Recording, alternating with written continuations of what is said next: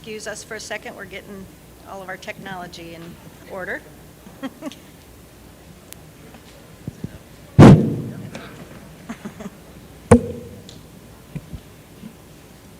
we good?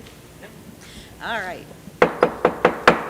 I call this meeting of the Anthony Wayne Board of Education to order. It is Monday, April 10th at, 6:02 p.m. And Carrie, would you please call roll? Mr. Baden? Here. Mrs. Brent? Here. Mrs. Gwynn? Here. Mr. Lutz? Here. Mr. Miller? Here. And would you please rise and join me in the Pledge of Allegiance? Allegiance to the flag of the United States of America and to the republic for which it stands, one nation, under God, indivisible, with liberty and justice for all.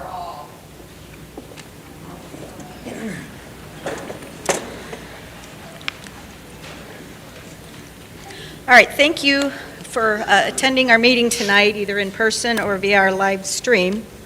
We'll be conducting the regular monthly business of the Board of Education, and at that conclusion, we put an item on the agenda to discuss bathroom usage in our school buildings. First item is approving the Board of Education minutes from our meeting on March 13th. Are there any discussion or questions or comments? Nope. If not, I need a motion to approve. That was Troy. Kyle seconds. And Carrie, would you please call roll? Mr. Baden? Yes. Mrs. Brent? Yes. Mrs. Gwynn? Mr. Lutz? Mr. Miller? All right. And treasurer's report. Carrie? Thank you. First item on the agenda this evening is to approve the March 2023 financial reports as presented. This brings us 3 months shy of the end of a fiscal year. Hard to believe. Under item B is to approve the donations as listed. We're always very appreciative of those. We also are including the after prom donations that we continue to receive between now and prom. So I'll ask that you approve those. Under item C is to approve the professional design agreement for architect services with JDRM for our safety grant project. The cost of this agreement is going to be $28,500, and this will be paid out of the grant. This is the grant that we received $450,000 for. The board has already approved those funds. Under item D, I recommend that the board approve an annual motion for a resolution accepting rates determined by the Budget Commission, authorizing the necessary tax levied and certified to the county auditor. This is an annual resolution, as I stated, and this is basically when we pass a levy. These are all previously passed levies, board approved, community voted. But if we pass a levy and it generates $3 million, and at the time we passed that levy, it was collecting 3 mills. It took 3 mills to generate $3 million. Well, as the valuation in the district increases, that millage will reduce. So now that particular levy may only take 2 mills to generate the same amount of money. So we're receiving the same amount of money, but the millage, it reduces as the levy goes on. So I ask the board approve that as well. Under item D, I recommend that the board allow me to start making the necessary budget modifications to assure all accounts have a positive year-end balance come June 30th. And I will work on this for the next couple months and have everything prepared for our final June meeting. Under item F is to award the bus bid open from April 6th to Cardinal Bus Sales. We bid 1 special needs bus and 2 regular buses. And we also are trading in 3 buses, but the total cost of this purchase is $411,631, and that will be a PI expenditure. So that is all I have at this time, unless there are any questions. Any questions or comments on the treasurer's report? Just a quick item too on that, on the bus purchases. Those are a lot more than, past years, but if you've looked, we recently priced out, for example, an F-350, with the snow blade and the salt spreader in the back, and that had gone up about $20,000 as well. So you're seeing these natural increases in these prices, and especially over the last 4 years in bus purchases. And so I just want to make you aware of that as we move forward. It's going to be more and more pricey to do these. And we actually bid these out, right, so that we try to get the best rates. But we are definitely seeing increases in these prices for buses.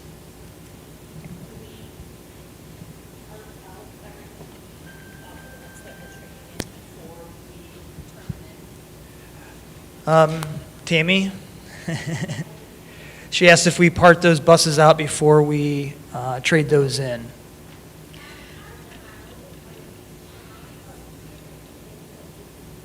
Okay, she said that we do take out some items that we can use.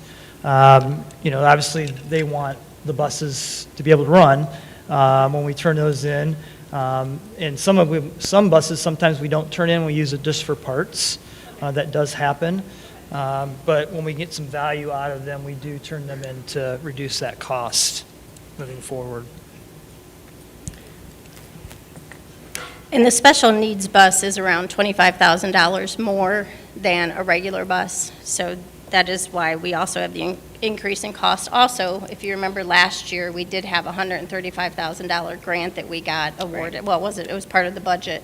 So we did have that. Unfortunately, those funds have not been allocated at this time. So, and the last thing I'll add is the turnaround time used to be 90 to 120 days, and we're 12 to 14 months now for a school bus. So that's all I have. Okay. Any other questions or comments? If not, I need a motion to approve the treasurer's report. That was Kyle. Jana? And Carrie, would you please call roll? Mr. Baden? Yes. Mrs. Brent? Yes. Mrs. Gwynn? Mr. Lutz? Mr. Miller? Yes. Thank you. Thank you. And we're on to superintendent educational reports and recommendations. Jim, you got that one. Thank you. The next item we're going to do is strategic planning update. Mr. Herman is going to do that. While he's going over to the podium over there, I'm going to mention a little bit about the buses too. 40-some bus routes. We try to move buses through the system and try to update them as we can. But as you're seeing these expenditures increase, it's going to be more and more difficult to continuously update those buses, because what we used to spend on 4 buses now is 3 buses or 2 buses, depending on whether it's a special needs bus or not. So ultimately, that's going to be a part of the process moving forward that we need to consider.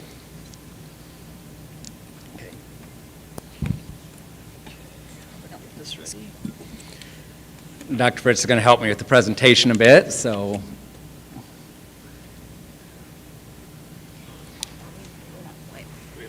No, you're fine. Okay, good evening. I'm Kevin Herman, the Assistant Superintendent, and tonight I'd just like to share a short presentation that will share the progress that we've made in developing the district's strategic plan.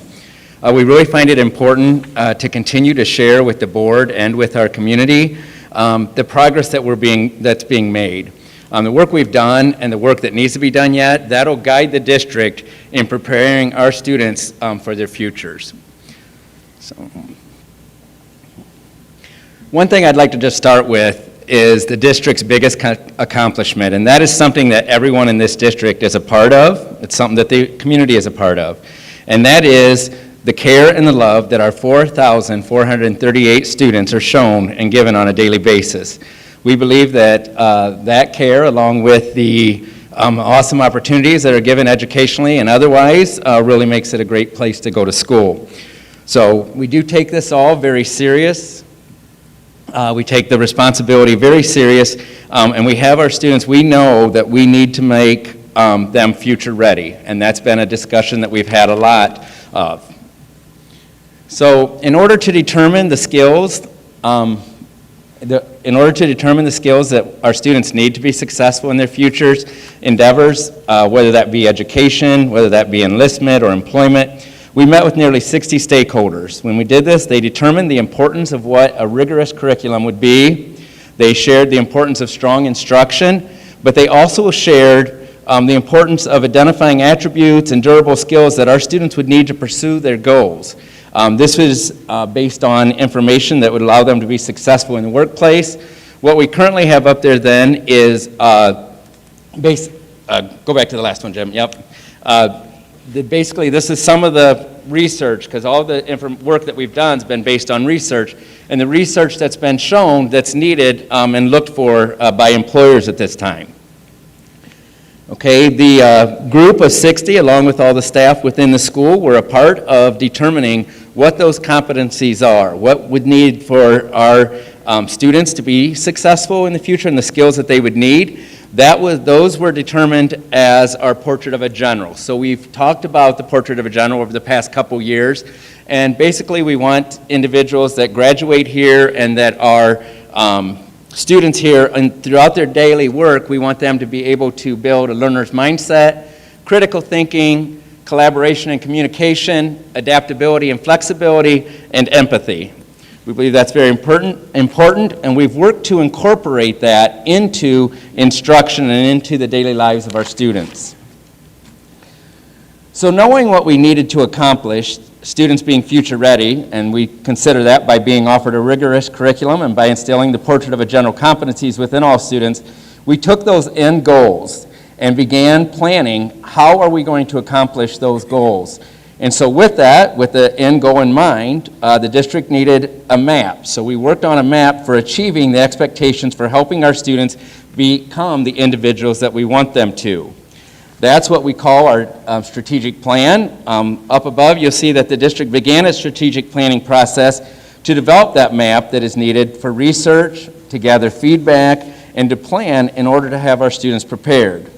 The research shows, it shows up there some strategic plans from other places, that those institutions that have an active strategic plan typically are more efficient and successful from those that don't. So that's why we believe it's important, one, to have a strategic plan, and two, that it's an active strategic plan.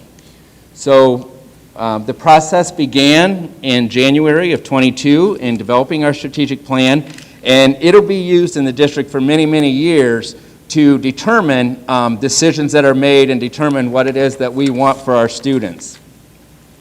The elements of the strategic plan that have already been worked on over the past 15 months are the vision, the mission, the core beliefs, the goals, and the strategies. And we're currently working on the action plans, and that's a little bit of what I want to talk to you more about. Go ahead to the next one. Talking about the vision for our district.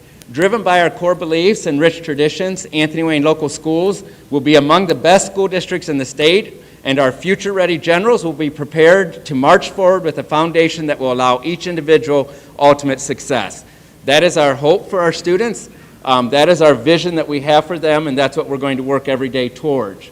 The mission, which is very, very important, just kind of simplifying it a lot, Anthony Wayne Local Schools empower students to be future ready.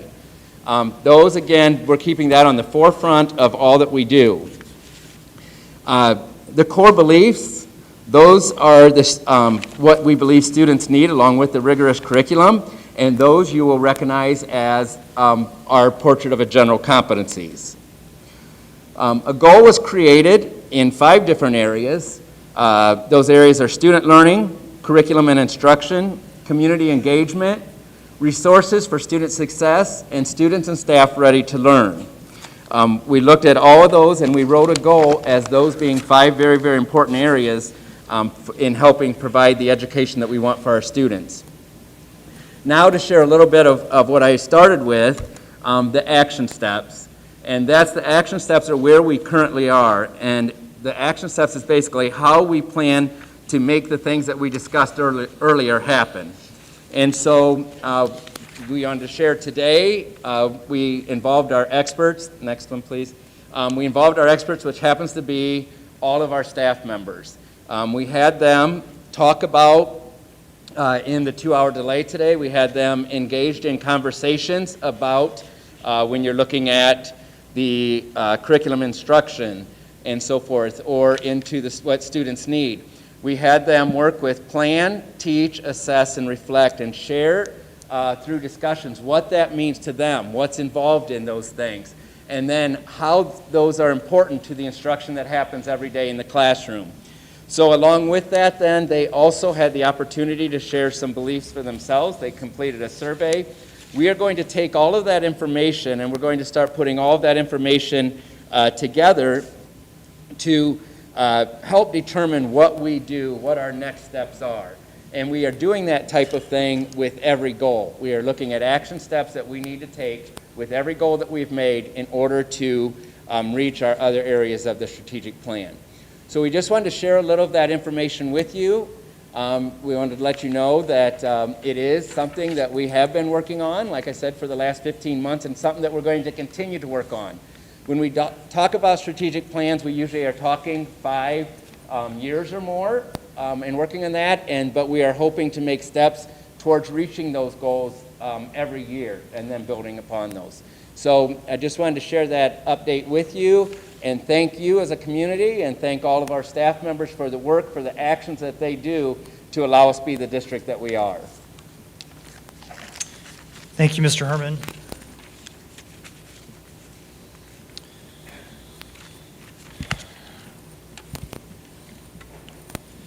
I also wanted to update the board on the master plan. We are facilities master plan. So I have a meeting on April 19th with the collaborative. That was the earliest that they could schedule our meeting based on our last meeting with them. Our goal in that meeting is to finalize the presentation that will be used in a community meeting to gather input. That meeting will also be live streamed. That meeting will also be videotaped so that we can have access to that in the future for our community to view. There will be a survey involved in that community members can access and provide their input into what will be our facilities master plan moving forward. So that information as far as the future communication will be coming soon to all of our parents, and will be put on our website for our community to see, and we'll try to do our best to communicate that out to our community as well, to have the option of reviewing all the information about the facilities master plan options, and then providing input into that master plan. So that's upcoming. I want to mention House Bill 33, which is the bill in the House, that's the state budget bill, as well as House Bill 1. Right now, that's in a stage where they will be making some potential changes. I don't know if you're familiar with those two bills, but I want to tell you a little bit about how it will affect you potentially, as well as affect the school district and local governments. House Bill 1 was proposed to reduce the personal income tax in the state of Ohio, which I'm sure we would all be happy about. To do so, the way it was initially written, what it would do is create $929 million in a tax increase in residential and agricultural real estate taxes throughout the state. $157 million tax decrease to business real estate taxes in the state of Ohio. And $538 million tax decrease to schools and local governments across the state of Ohio. I want to mention House Bill 33, and then I'll come back to House Bill 1.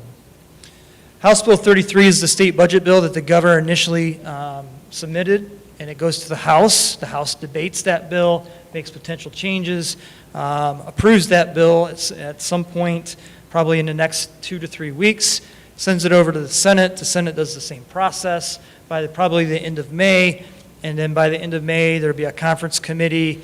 Changes will be made between the Senate and the House, and ultimately agreed upon document that will be approved by both legislative branches and then sent to the governor for his approval. When you look at that House Bill 33 right now, what it does for Anthony Wayne local schools is increases our funding from the state of Ohio by $330,759 next year. On a $46 million budget, that's not very much, but we'll take it because it's not a decrease like they threatened before. In 2024-25, we'll see a $234,223 increase. Unfortunately, because of House Bill 1 and the way it's written right now, potentially we could see per year a decrease of $601,213 in state funding to the school district. So if you do the math, you understand that basically between House Bill 1 and House Bill 33 right now, we would see a decrease in funding from the state moving forward.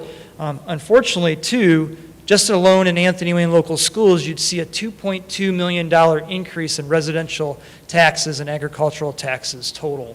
That means your taxes will go up while we're receiving less money in our school district based on state funding. I just want to make you aware of that because you have an opportunity right now to share your thoughts with the House and then eventually with the Senate if that bill moves on to, House Bill 1 moves on to the Senate, which we are expecting it will in some format, some fashion.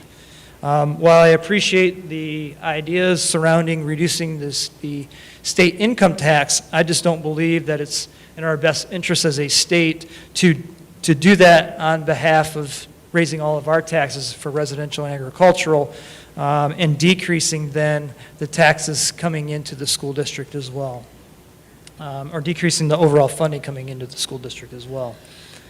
So just be aware of that. You can find that information through the Ohio legislature sites, on the websites, through the House and the Senate as well. Any questions from the board on those items at this time? They're on reason. I'm sorry? The date. Yeah, so our goal is to have everything out to the community, presented to the community, options for the community to submit their information, honestly, in the next 3 weeks. Really, in the next 2 weeks is my goal.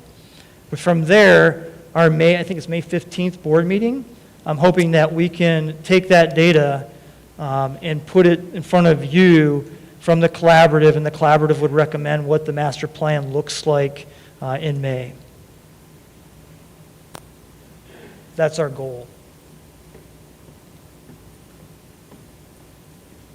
Any other questions about those 3 items?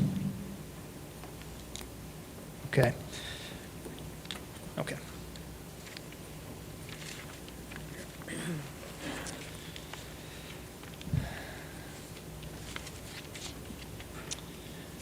So I want to address the individuals that are here tonight. I appreciate the community coming out, and obviously many of you are here for a reason, and so I have a written statement that I'd like to read to you in regards to, I think, why you're all here tonight.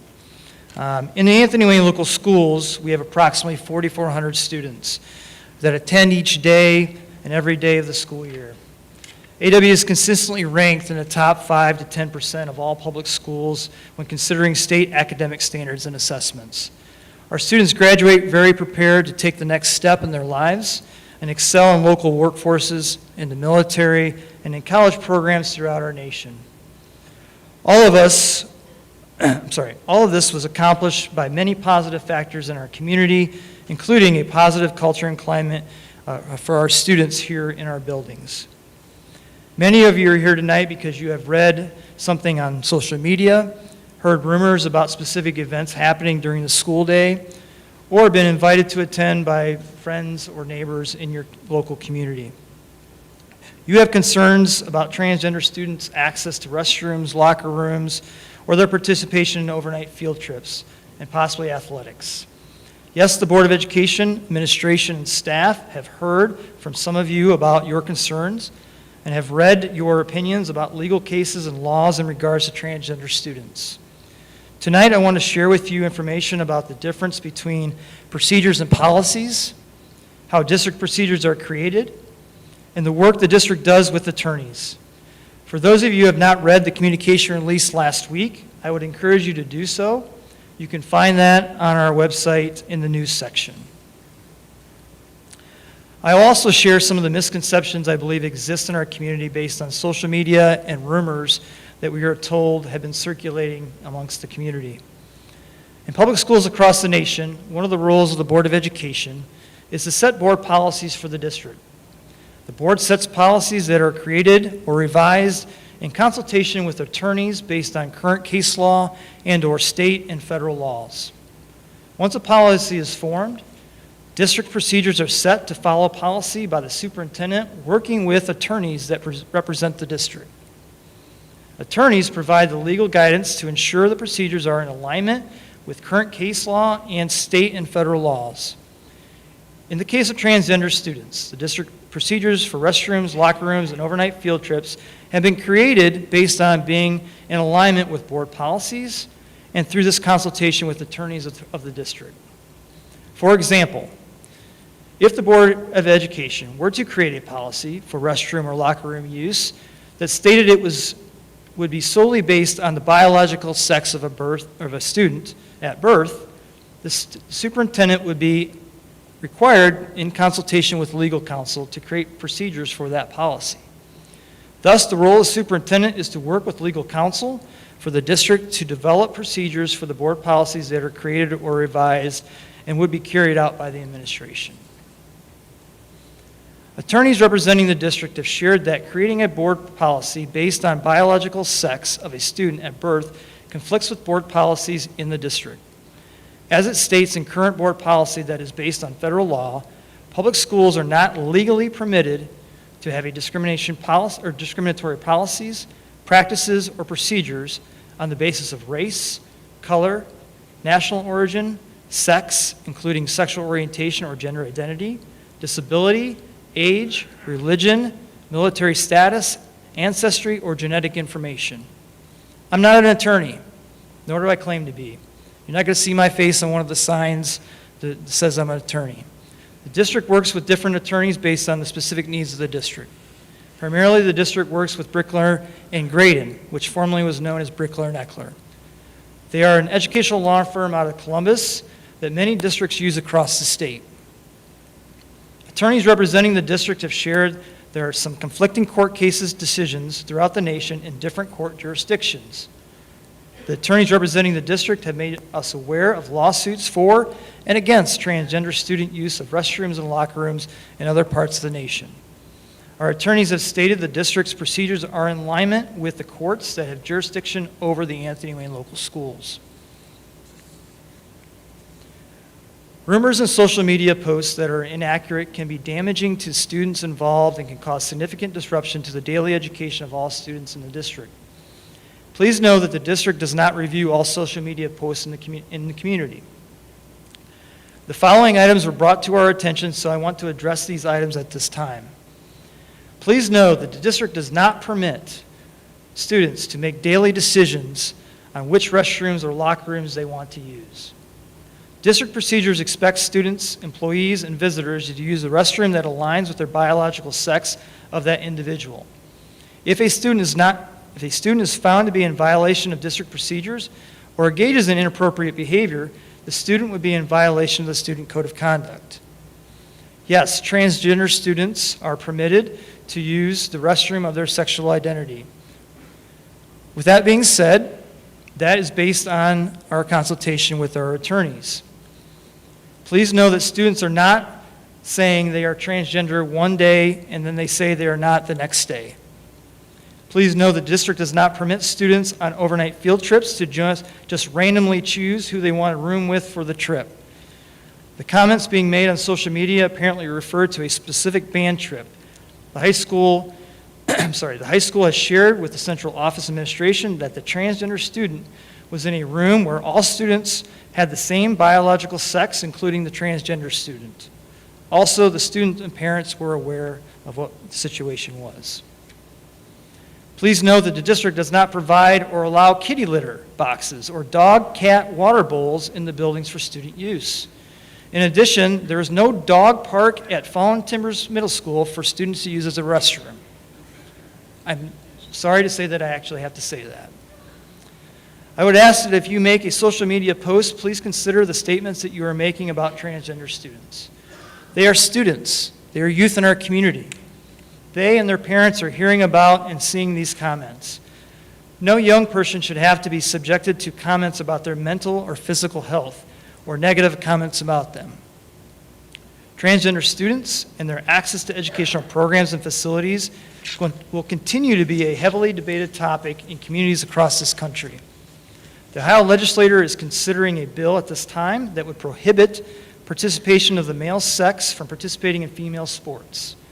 On late Thursday afternoon, superintendents across the nation received an email from the U.S. Department of Education on the proposed changes to Title IX regulations, not opinions, but regulations, in regards to transgender student access to participate on athletic teams. They are taking public comments at this time. We've posted that information on our website in the news section. Based on an interpretation from a state organization, if this federal rule under Title IX would be changed, it would supersede state laws that may be in place. I'm sure there will be lawsuits filed if this happens, but you have an opportunity to provide comment if you so choose at this time, and you can view that information on our website and the news section. The district has also been told that Title IX rules, not just the opinions that are being challenged by certain states across this nation, may be adjusted as well for transgender facility use as the ones that are being adjusted now for athletics. I also believe that you will see, if you haven't seen them already, concerns raised about restroom use in stores, movie theaters, restaurants, universities, and many other public institutions, and even your local YMCA. We all live in a great community. In this district, all the board members, administration, and staff work with students every day to ensure their academic and personal growth so they can be future ready upon graduation.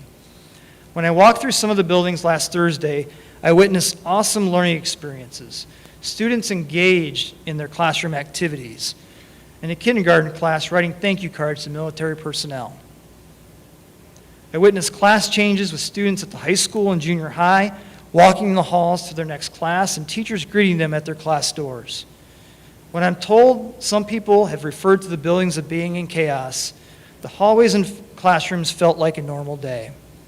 If our students are made aware of or hear about situations that don't make sense, we ask them and we ask you to contact us so we can investigate those situations. Please let an administrator know so we can look into those situations. I appreciate you listening to this statement, and I hope you have a better understanding of how the Board of Education creates board policies, and the superintendent works with legal counsel to create procedures for the district. The board members will have a statement to share before the public speaking section of this meeting, as indicated in the agenda. Thank you.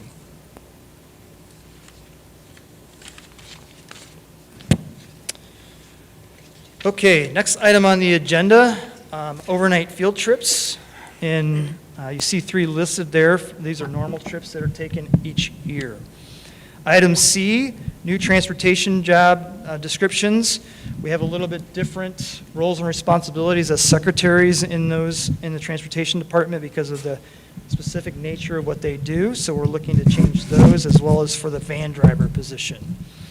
Item D are educational agreements for specific students who have specific individual needs. And then item E is the final forms, terms of service agreement. We will be switching from InfoSnap to final forms for a student enrollment process. That based on the recommendation of our personnel in the district. So unless you have questions, I would ask that you approve A through E at this time in one motion.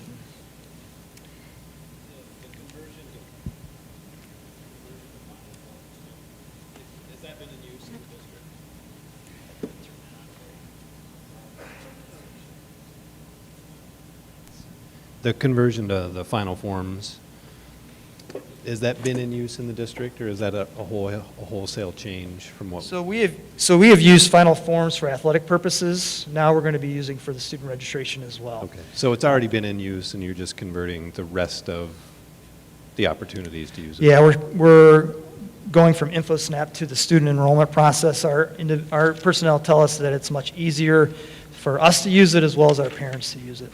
And is the cost about the same? Yes. The cost? Yep. We've also been in consultation with other districts. We've also been in consultation with other districts on final forms and the implementation of it, and we do believe we're hoping for a smooth transition and for it to be an easier process down the road. Is that in effect for next school year then? Is that when we're Yes. implementing? Okay. Yeah, we would be implementing that very soon. Okay. Because it's going to allow us to have it available for a longer period of time and sooner than we typically do. Because we typically, I believe, start that in July, and we'll Okay. be able to start that much earlier Oh, now. all right. All right. Anything else on the superintendent's information? No? If not, I need a motion to approve A through E. I'll move to approve. Troy? Jeff? And Carrie, would you please call roll? Mr. Baden? Yes. Mrs. Brent? Yes? Mrs. Gwynn? Mr. Lutz? Mr. Miller? Yes. All right, thank you, Jim. And now your personnel recommendations. Skip to A. Okay, resignations and retirements in item A, as listed there. Item B, employment. You see that we're hiring individuals not only for this year, but also for next year as we fill open positions based on retirements and needs that we already know we have, especially within intervention services to the district. Item C, you see volunteers listed. We always appreciate all of our volunteers from the community as well as parents that help us out to do what we do, as well as with athletics. Item D are contract amendments at this time based on recommendation from us. And so I would ask you to approve A through D at this time in one motion unless you have questions. If there are no comments or questions, I need a motion to approve A through D. Kyle, in a second? Jana. And Carrie, would you please call roll? Mr. Baden? Yes. Mrs. Brent? Yes? Mrs. Gwynn? Mr. Lutz? Mr. Miller? Yes. All right. I have item E for substitute employees as listed, so I would ask that you approve those in one motion as well. All right. Motion to approve item E. I move Jeff. And a second, please? That was Troy. And Carrie, would you please call roll? Mr. Baden? to. Yes. Mrs. Brent? Abstain. Mrs. Gwynn? Mr. Lutz? Mr. Miller? Yes. All right. Thank you for your portion.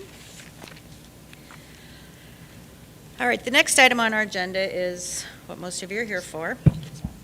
And I'm probably going to repeat a few things that Dr. Fritz said.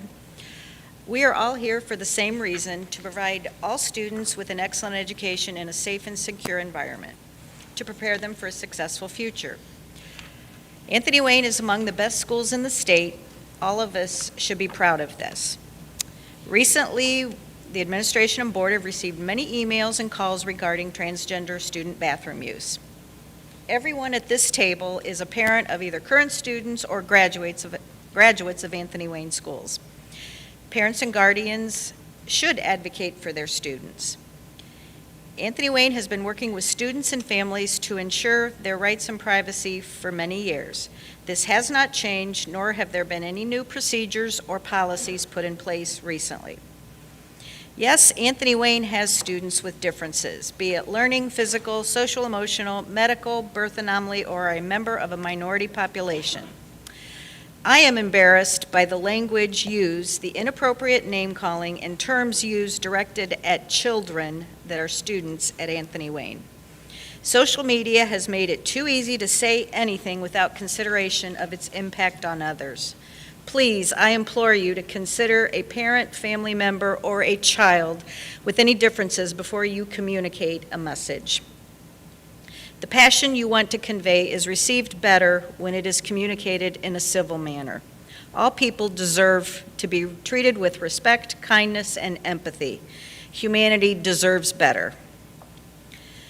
The board has consulted with legal counsel about the transgender bathroom use.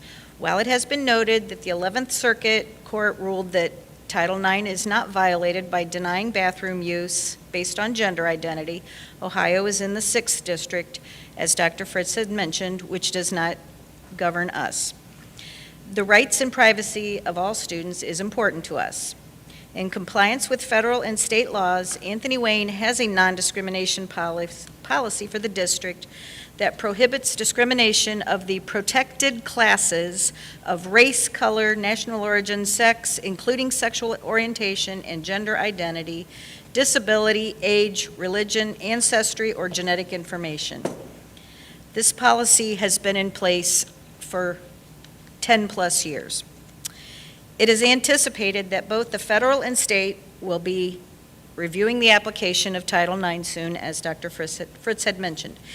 If you want to affect change, I suggest you contact your legislators. Anthony Wayne will continue to monitor legal action, and until we are advised otherwise, I believe we should follow the legal recommendation of our counsel. At this time, I'm going to send it on down the road if anybody else has any comments. Good evening. I want to thank you for your attendance here tonight and sharing and listening and being part of the process to improve our schools and tackle these ongoing topics of concern that do come up. My name is Jeff Baden, and I'm a parent of 3 recent grads from Anthony Wayne. So I echo all the same comments from Pam and Dr. Fritz. I want to thank him for his explanation of our procedures and policies, and just add a few of my own thoughts that I did write down, so I didn't leave anything out here. But I've received and reviewed all of the emails, including many that we received today, to myself, to the board, to the superintendent. I've also listened to other students and staff and adults out in public, as well as reviewing all of the legal advice from our legal counsel that doesn't just represent us, it represents the entire district on our behalf. As well as doing research from all of our other Ohio school districts and other states. So this is definitely an area of law that's quickly changing and evolving as we go. Likely will be decided in the Supreme Courts. In my opinion, there is not a clear and easy black and white issue or solution in this case. All you have to do is some quick Google search to confirm that we are not alone in this topic. We need to continue to work together for a solution. You'll find we are not any different than the majority of all other Ohio schools in this case, in what we have for policies and procedures. I will sit and listen to all of your comments without interruption, and then we'll be drawing conclusions along with the board to provide the best outcome for all students. And I will commit that we will work through this issue with urgency, but also with diligently and accuracy, so we're not jumping to an appeared solution without having a good way to regulate it or unintended consequences for our actions. So, thank you. All right, I'm Kyle Miller. Good evening. Thank you, everybody, for coming out. I do agree with what has already been said and what I would assume is going to be said by the board members. We're here to provide a safe, secure, and a phenomenal education for all of our students. I, as a graduate of Anthony Wayne, as is my wife, as many others here and on the board, are very proud of this district. I believe everyone here tonight, either up here on the board, in the audience, or watching, are proud to be within the Anthony Wayne district. Making executive decisions on the board is similar to everyday decisions you all make. As you all know, we are never able to make everyone happy. There is no quick fix or a blanket solution that appeals to everyone. We are here to make the decisions that we took an oath for and were elected to do. By making decisions based on what is best for the district, community, our students, and staff. This transgender bathroom issue has been no different. It is of my belief that there are many gray areas in the current policy and therefore would fully support and like to see a new policy that we can adopt. That would be a better, safer, more understood version that parents, students, staff, and members of the community who have questions can pull from. Furthermore, a new policy that would keep all students and staff safe, protected, with the assistance of our legal counsel. This is not to segregate or discriminate against any student. We all want to have a safe, comfortable environment for all students to learn in and a staff to thrive in. I believe we as a board can come up with a policy that would protect and defend all students within Anthony Wayne and make changes to better serve our district and get our focus back into giving our students a comfortable, safe, and phenomenal education. I want to end in saying that I greatly appreciate the time and hard work that everyone sitting up here at this desk has put forth. I look forward to continuing our hard work of keeping the Anthony Wayne District a fantastic place to live, work, and receive a great education. Thanks, Kyle. Hi, I'm Troy Lutz. I'm not going to read a statement. I'll be brief with my thoughts. First off, thank you for coming out. I'm interested to hear what everybody has to say. Thank you for the comments that came from the board and from the superintendent. For me, it's about listening tonight, and for me, it's about understanding the pros and cons of any decision that we might make. I want to second Jeff's comment about urgency. We'll commit that there's an urgency on this topic and that we need to act as quickly as possible, but with facts. So that's all I want to say tonight. Thank you for coming out. I'm anxious to hear all of the comments. Hi, I'm Jana Gwynn, and I did not prepare a statement. So I am also concerned about what has been said about some of the kids in the district. Those of you that know me know that I am all in for Anthony Wayne. And I think I'm most concerned about the fact that in the state of Ohio, no one has ventured to create a policy regarding this particular issue because it's ever changing and it's such a volatile issue with everyone. And so tonight, I just want to listen to what people are saying. I have read every single one of the emails. I've spent hours going down the rabbit hole of reading this particular policy or this particular case or, researching Title IX and what it really means. And I don't think that any of us are in a position at this time to make a decision. So I appreciate everyone coming out tonight to voice their opinions. I appreciate the emails that people have sent. Obviously, we're getting things on both sides of the issue. And at this point, we really just want to make the best decision, but it's unlikely going to be a decision that's going to make everybody happy. And I think that that is the concern that I have the most. So I appreciate everyone coming out, and I'm looking forward to your comments. All right. Thank you, board members, for your comments. Next item on our agenda is speaker. We have Gavin Pike, who requested to be placed on the agenda. He did follow the procedures, and so he's listed specifically on that. I guess he's coming up. Thank you. Oh. Okay, yeah, we are, I guess I didn't finish all that. Mr. Pike, if you could just hold on 1 second. Yeah, give us a second. All right, and during this public comment section, we expect you to respect the right of everyone to have their own opinion and not disrupt them. If there are disruptions, you may be asked to leave. If they continue, we may have to suspend our meeting. Each speaker will be given 5 minutes to speak, and you'll have one opportunity to provide public comment. We plan to hear comments no later than 9, so if your comments can be to the point, more will be allowed to speak. I will call each speaker that has signed in prior to the start of the meeting to provide their comments. Please state your name and address. If there are any materials that you would like the board or administration to have, they can be, I think there's a table out front that can be left at. And the rules are noted in the agenda. And I'll turn it over to Mr. Pike. All right. Thank you for allowing me to address the board. Gavin Pike, 4950 Black Road, Montclove, Ohio.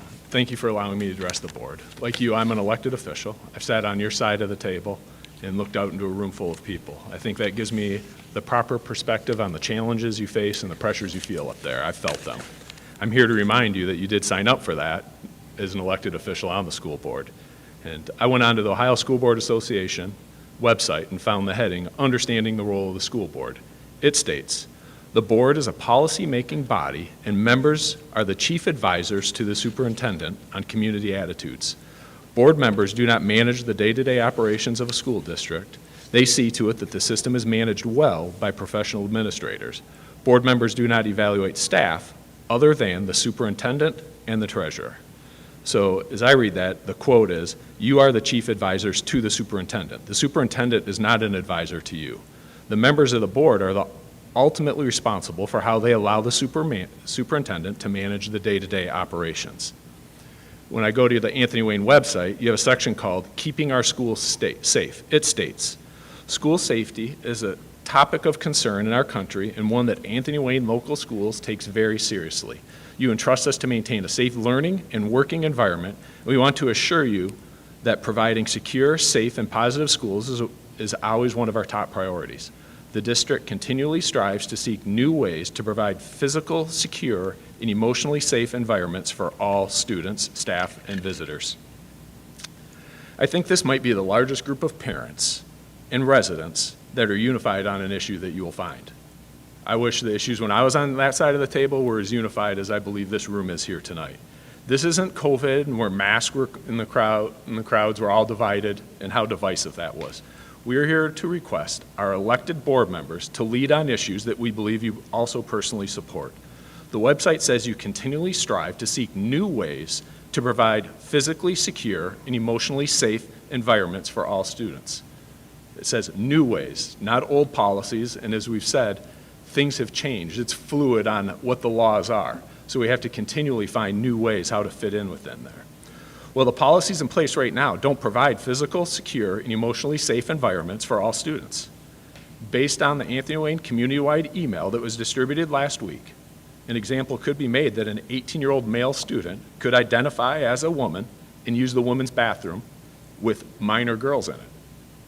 I know my 14-year-old twin girls are 9th graders, and they don't feel emotionally safe and have concerns over potential physical safety in the girls' bathroom. Other parents who have voiced this concern to the school board have been told that their students should use the single-use restroom. However, if all students who felt this way chose that option, it would be disruptive to the school day because they are not designated for that volume of use. The good news is, through great planning, the school district is set up to accommodate every student. The restroom labeled boys are for those that were born boys. The restroom labeled girls are for those that were born girls. Then you have single-use bathroom facilities to accommodate anyone at every school that doesn't feel comfortable using the restroom with the sex that they were born with. This is where leadership comes into play. You get to decide what policies you want to put into place. Yes, I understand, and everyone here understands that there are state and federal laws that you can't violate those laws. The good news is, there is not a federal law on bathroom use. The Ohio Revised Code, which governs how the school is run, is silent in regards to sex identity and bathroom use. I'll repeat that. It is silent. It is not in Ohio Revised Code. That means you have the freedom to enact any policy regarding bathroom usage that you desire. Case law doesn't dictate the policies that you can put in place. The Ohio Revised Code does. You've been provided through email a copy of a physical privacy policy that has been drafted by the Alliance Defending Freedom Association. It has been drafted by attorneys who have litigated numerous cases with success. School board members, lawsuits will be filed during your tenure for all sorts of things. Some of them are justified, some are not. It happens in every business and every form of government. I don't know if a lawsuit challenging the policy like the one you've been provided would happen or not. I do know that if one was filed, you'd have the support of everyone in this room, or the majority in this room, to fight to protect the physical and emotional well-being of our students. I also know that if nothing changes, the likelihood of a lawsuit being filed for that stance is more likely as everyone in this room is ready to stand up to protect the physical and emotional well-being of our students. I call on you to enact the physical privacy policy.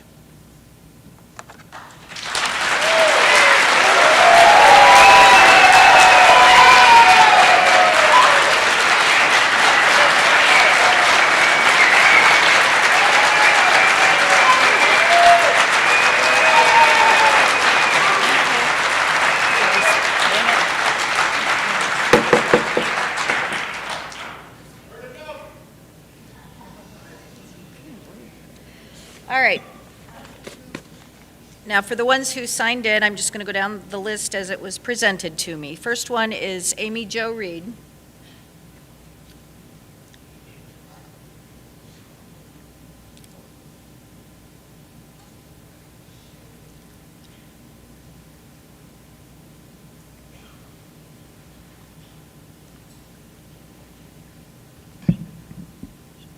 Yeah, you can just pull it down.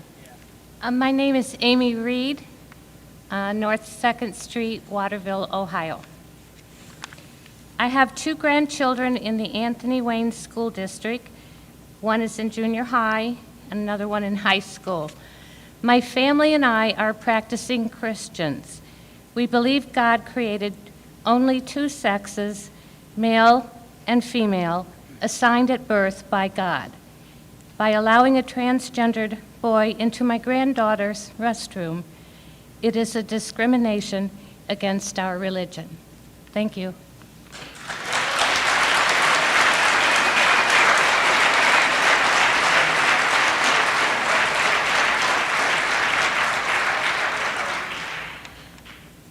All right, the next one, and I apologize if I don't say your name correct, Benjamin Hopkamir.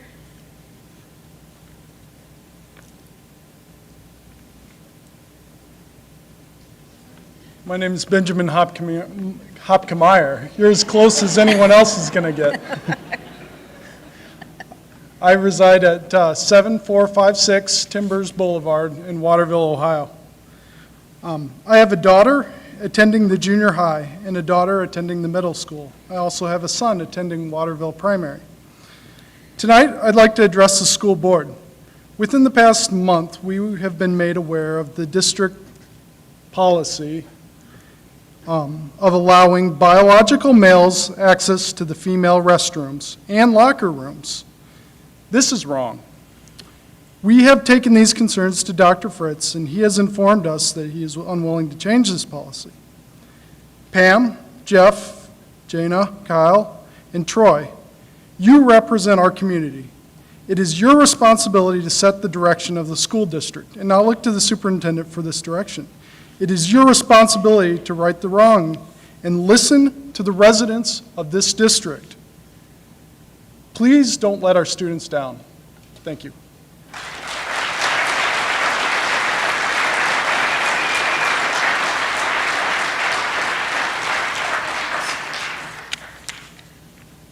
Next on the list is Mary Willits.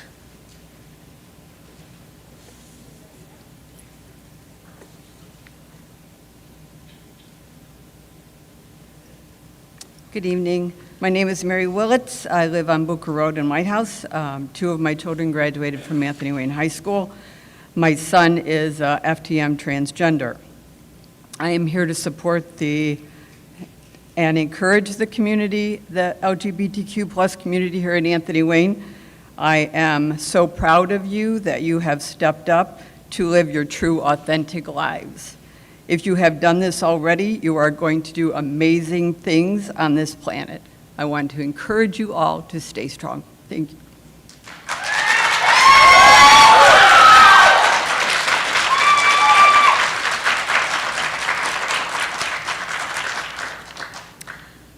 All right, our next speaker is Bill Tucholsky.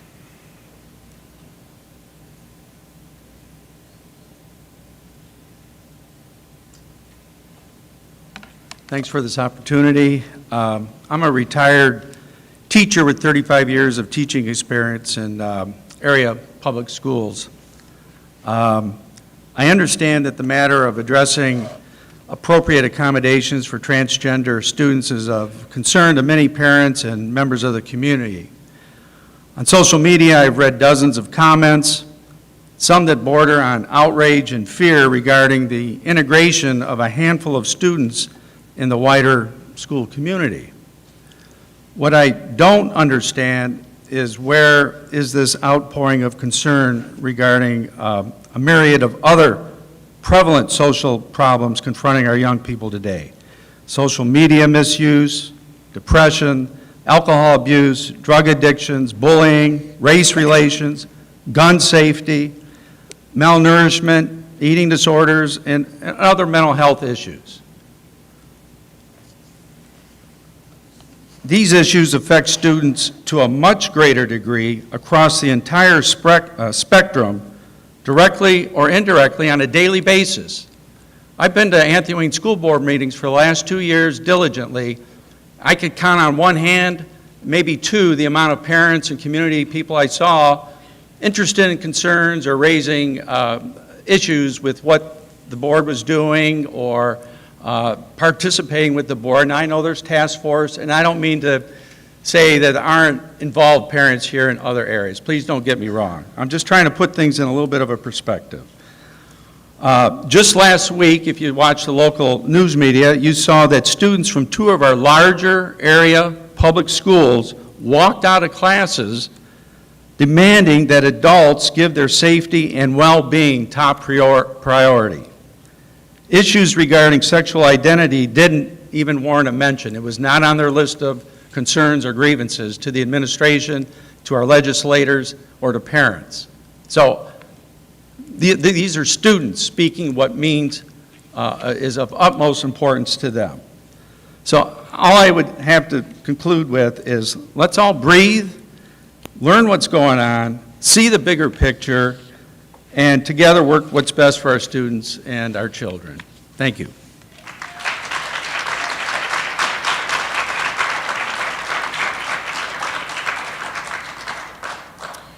Our next speaker is Sandra Yakubek. There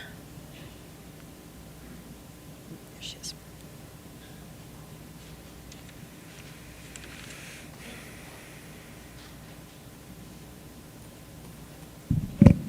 My name is Sandra Yakubek. I live at 11335 Birch Point Drive. And I thought about what I wanted to say tonight because thoughts go through my head, everybody else. Everybody has their own opinion. We all want to be right. We all want to be heard. But what matters are the facts. Some of this is my opinion, some may be facts. One thought I had is, how many of you realize that what's going on is deliberate? We are being divided on purpose. Our families, our communities, our children. All of a sudden, there are gender issues and bathroom issues in our schools, which affects our children. Have you asked yourself, why now? Why is this happening now in our schools with our young children? 3 years old is the age of awareness when a child becomes aware of their being. 13 years old is the age of reason, when they can start to ponder on what they've learned and, put all the puzzle pieces together. Look what we're pushing on our kids. Why now? We are pushing adult decisions on our children. How many of you know this has been done before? At Target, with our department stores. Target, I don't know who else. I stopped going to Target because of their bathroom policy. And guess what? It went away like that. Why? Because people weren't shopping there. They weren't making any money. The bottom line for our department, our community, business community, is the money. Right now, the bottom line is our children's mental health. Our children have enough going on in their minds right now, just trying to fit in with other kids at the school. And now we're throwing this gender stuff. My son's a part of that community. So don't think that I don't care and don't think that I don't understand. I do. But what I know from all my research that what's going on now is being deliberate. It's being done equity and fairness. Life is not fair. It's not always equal. You learn as you grow up and you mature, and you learn to live in the real world. What is going on now is a true disservice to the children. Just think about that. Why now? If you have a pencil, I'd like you to write down some names. Oh, I want to go into education real quick. Do you even know where the content of your child's education comes from, or where these programs are developed that are given to your children? Here's some names. If you don't know them, you need to research. Bill Gates. You know him? Klaus Schwab. The Rockefellers. Yuval. You can laugh, but if you research what these people are saying, you won't laugh anymore. The World Economic Forum. I can promise you that nice little expo that Mr. Hayden or Baden gave about the strategic, that's out of the World Economic Forum, I promise you. Couple other ones. The Council on Foreign Relations. Who of you know about them? They are running this government. Anything your kids are learning are coming out of the Department of Education are run by these people. Agenda 2030. the United Nations Sustainable Development Goals, and again, the World Economic Forum. You need to know these people and what's going on. Example, out of the World Economic Forum, Defining Education 4.0, a taxonomy for the future of learning, a new vision for education, fostering social and emotional learning through technology. Your child's education is being designed by globalists. There's so much more going on. I promise you things are not what they seem. Our children, our families, and our communities are being destroyed. Whether you believe me or not, and you should not believe me, you need to go find the truth yourself. But at least you will know what's coming so you can be prepared, because it's not what it seems. Thank you.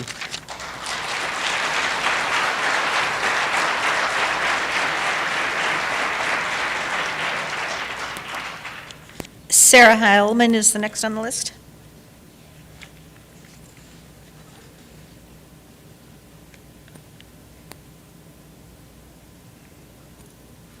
My name is Sarah Heilman, and my address is 11102 Centerville Street, White House, Ohio.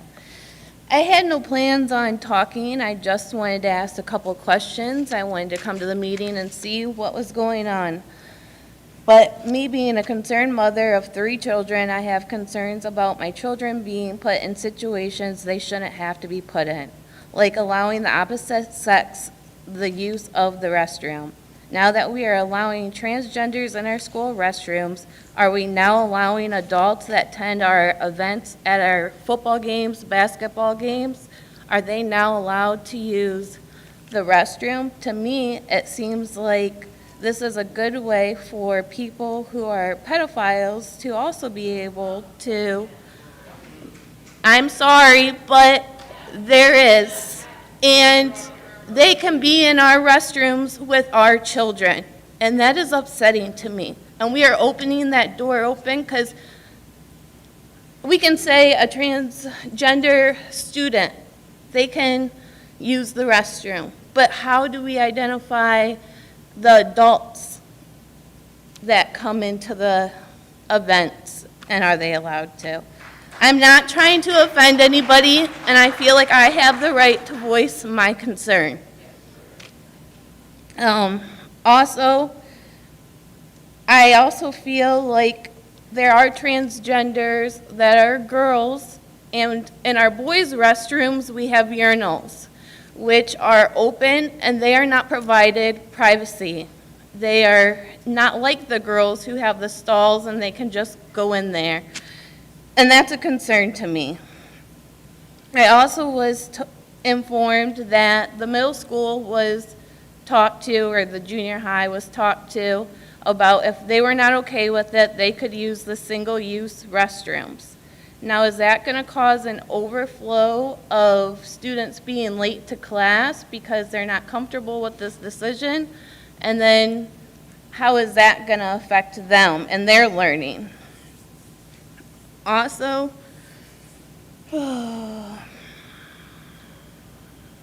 that's as far as I got with writing my thoughts down because I wasn't planning on speaking. These are just my concerns, and I want to make sure that my children are safe at the school.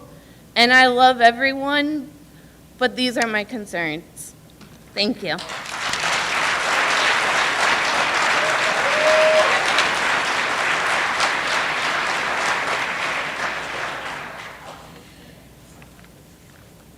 Sarah Smith.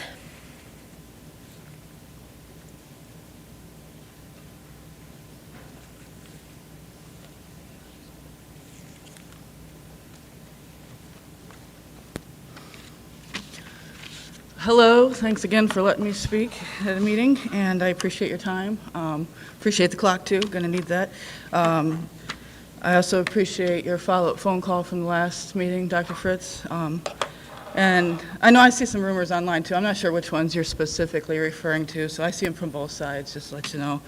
A few people actually contacted me wanting to know what follow-up you gave, and I'd like to think that I conveyed your message directly and told them that it was my view of what you said.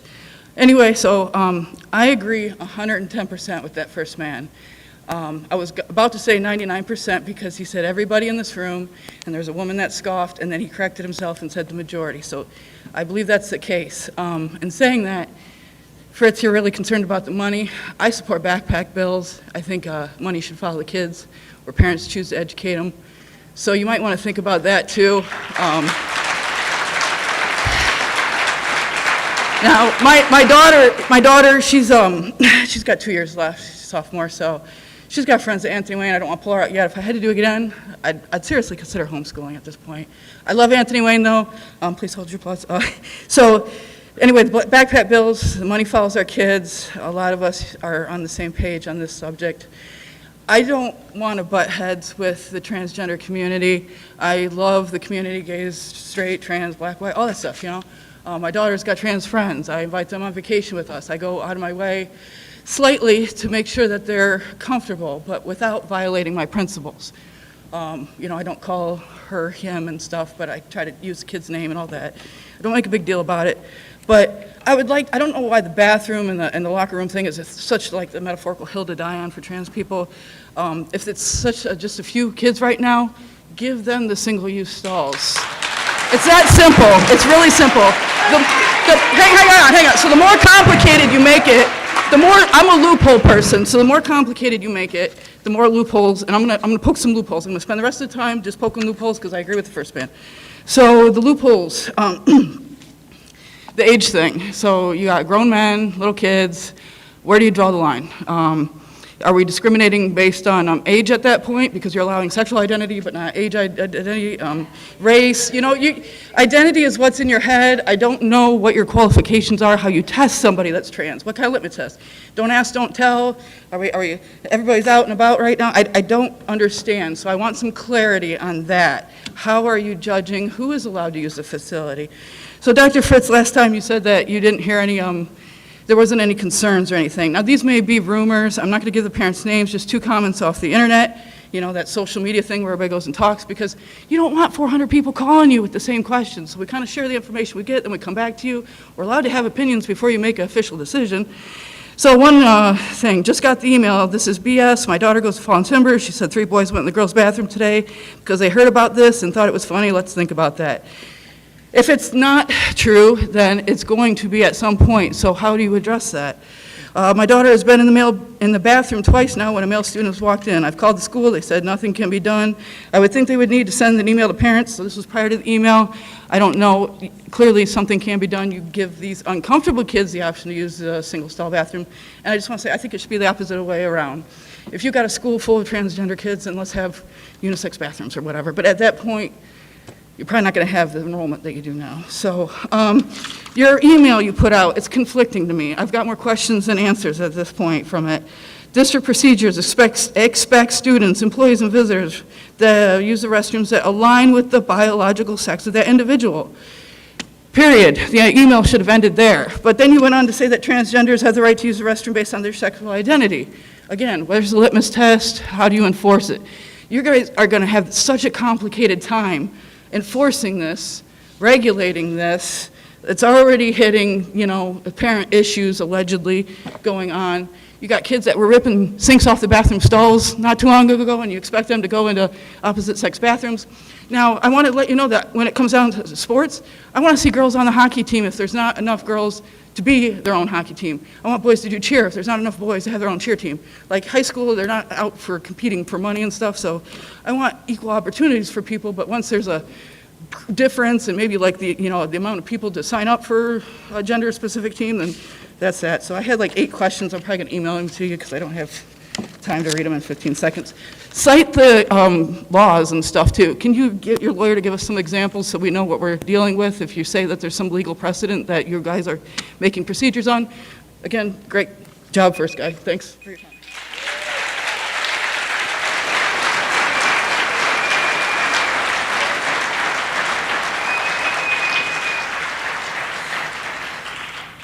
All right.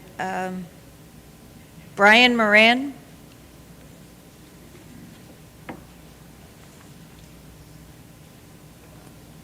Good evening. My name is Brian Moran. I live in White House. I have 2 children that attend Anthony Wayne schools. I thought your Your words were awesome, the lady who just went, and I hope to maybe even answer some of your questions with my speech.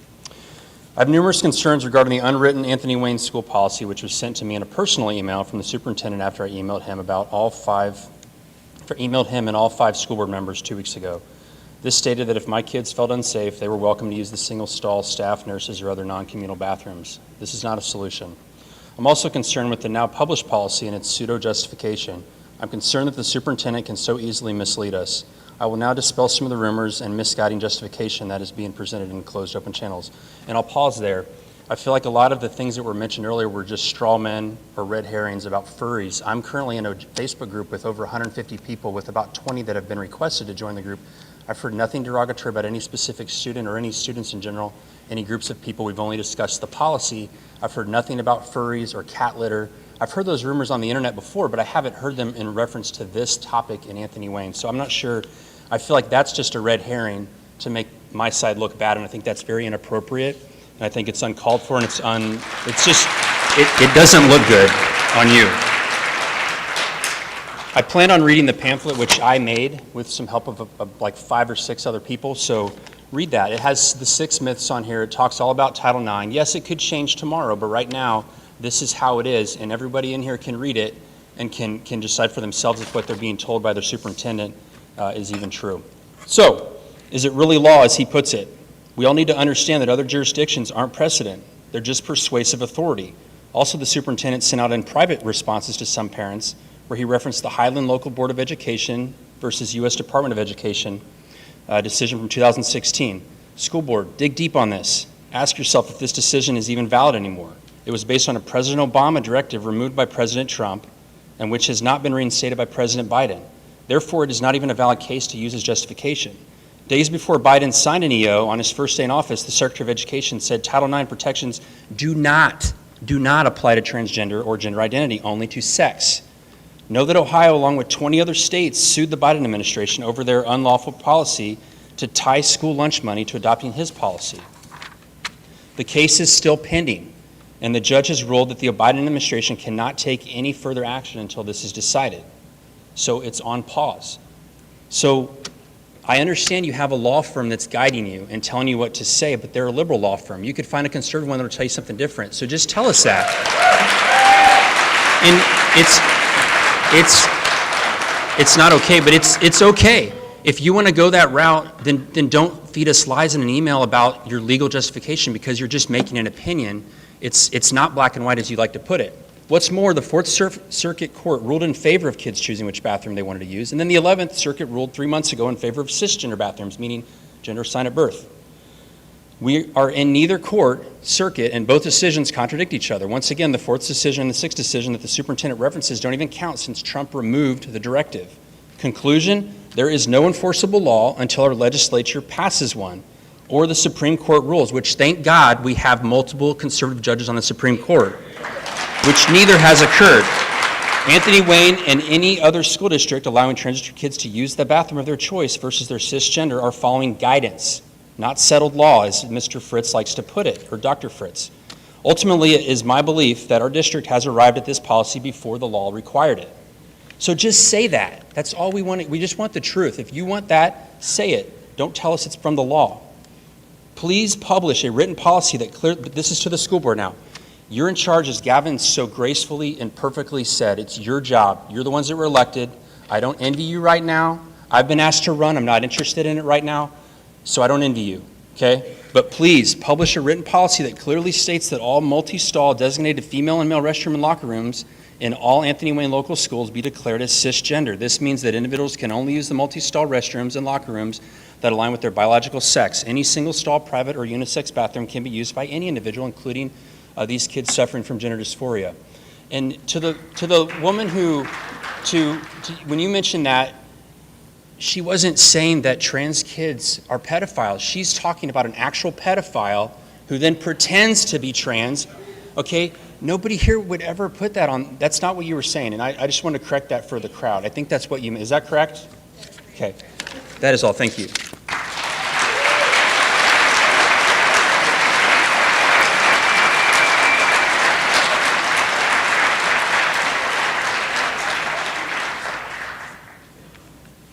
Isaiah Bailey.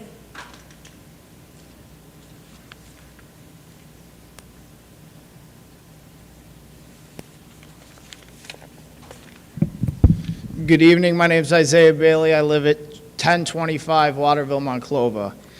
I'm here tonight as a concerned Anthony Wayne alumni, a homeowner in the Anthony Wayne Local School District, and an uncle to 17 children who live in this district. Last week, I was deeply disturbed to hear reports that Anthony Wayne Junior High held an assembly informing students they needed to accept members of the opposite sex using the same restroom as them. Before responding publicly, though, I wanted to verify the information I had received. I reached out to parents of students at Anthony Wayne Junior High who informed me that the information circulating on social media was not entirely correct. The junior high administration had held an assembly to address incidents that had occurred, but did not explicitly tell students they could use whichever bathroom they wanted. While this should have been reassuring, the fact that an assembly was needed to address incidents that had occurred was more troubling than the initial news. I heard firsthand from a girl who entered a restroom and found a boy in there. Whether or not the boy was transgender was unclear. This girl, who attends the junior high, asked the boy to leave as she was uncomfortable, but he refused and harassed her while she was in there.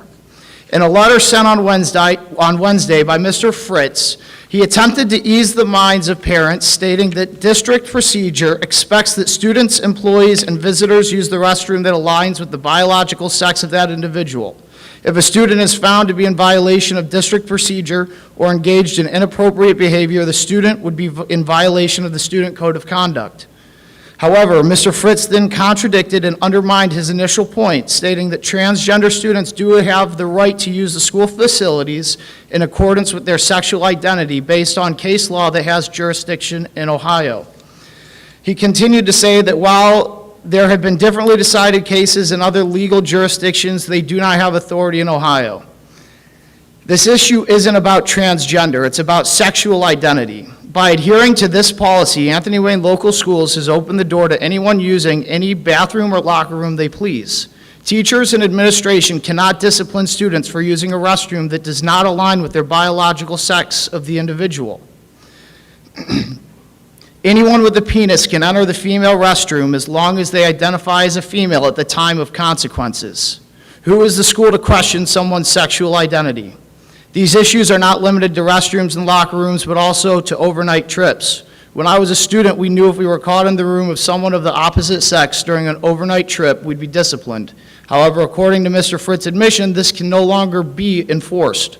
This policy also applies to teachers and visitors of the school. Biological male teachers are allowed to enter female restrooms and locker rooms. This failure to protect our children leaves them vulnerable to potential predatory behavior. Mr. Fritz references court decisions that allow for schools to implement biological sex-segregated bathrooms and locker rooms.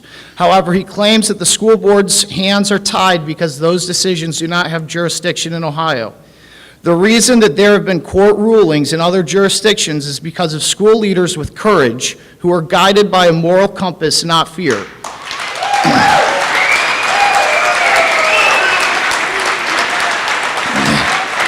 We need leaders who are willing to fight to protect our children and their innocence, not leaders who are acquiescent to what is morally reprehensible.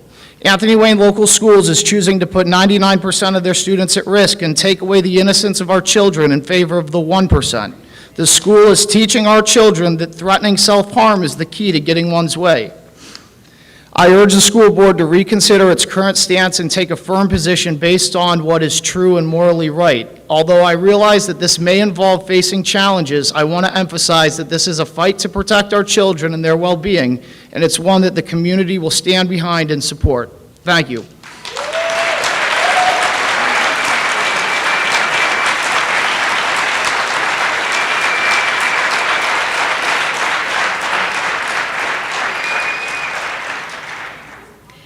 Jim Schlievert.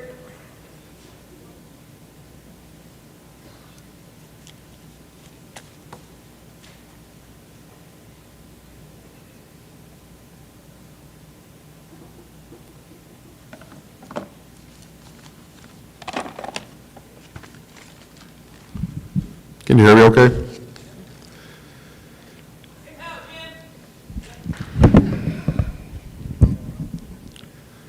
Jim Schlavert, 9,000 Newberry Lane. If Billy wants me to call him Mary, I will call him Mary. But I will never say Billy is a girl or a woman. Why? Because it's not true. No amount of burning, cutting, poisoning, or changing of definitions will alter that. To make somebody like me try to believe something that's not true, or to speak something that's not true, is psychological abuse. There is a term for that. It's called gaslighting. Your policy gaslights our students. And your solution for those of us that are offended by it, to take our kids and tell them to make special accommodations for our children, offends me as a man, offends me as a father, a husband, and a Christian. There are no laws that support your policy. There's no federal law, there's no state law, there's no local law. Obama put in an executive order which changed Title IX, which we were talking about earlier, 10 years ago. Trump came in, threw it out. Trump even banned transgenders in the military. Title IX did not protect that decision. Biden said when he took office that he will bring back Obama's plan. He has not. What Biden did do, as spoken earlier, is tie this adherence to policy for federal lunch money. And on the Department of Education's website, they cite the Bostock case. The problem is, the Bostock case talks about employment discrimination. And in the ruling, Justice Gorsuch even says, which they're hanging their heads on, the Department of Education, which we're following, Judge Gorsuch states that this does not in any way, shape, or form address bathrooms or locker rooms. There are 3 federal cases that have been decided as discussed tonight. The 4th out of Virginia, the 11th just a few months ago out of Florida. They both had disagreements. Eventually the Supreme Court will have to take up this issue. However, the 6th case, the Highland case, which was mentioned by you earlier as a board that you follow, does not apply any longer, even though it's an Ohio district, because that was under the Obama ruling in 2016. They stated in that case, if you read the literature, you pay lawyers to read it, I spent 2 months reading this stuff, you guys could read this, they state in that literature that, one second, pardon me. They state in that case that when they ruled against that school district, that ruling was specific to that student and that district only because the Obama order no longer exists. So there is no federal court ruling on this. Now, there are potentials for danger. I've heard that there's no danger to our students. Headlines all over the country, these are all in the last year and a half, about transgender assaults against females in the bathrooms by biological males. Oklahoma, Georgia, 5-year-old little girl last year. Florida, 2 in Virginia. The first time he did it, they sent him to another school, he did it again. Okay, lawsuits filed in the last year and a half by parents groups. Wisconsin, they're filing against the board that their children got hurt at, and they're also going against the policy, and they are naming board members. Florida, Iowa, and my favorite, Ohio, just a month and a half ago outside of Dayton. There are boys that will take advantage of this, we know that, okay? Just last month, a few weeks ago, White House PD is currently investigating a sex act caught on film by 2 other students, filmed by 2 other students, of an 8-minute video sent out to over 80 of our students. How many of you knew about that? You didn't, okay? Well, you weren't notified by the school, okay? I know this for a fact. Now, that's child pornography. And anybody that sends that to somebody else is guilty of a felony crime. Now, the school will announce to us when there's inclement weather coming down the pike, and they will announce to us when somebody's got a peanut allergy, but potentially 80 of our kids have child porn on their phone, and they didn't tell us. There are differences between us. We do group ourselves differently. They're legal. We group by clubs, and gyms are separated by sex. Graduation picture I saw earlier, girls had different colored gowns on, okay? I don't parade around the home in front of my daughters naked.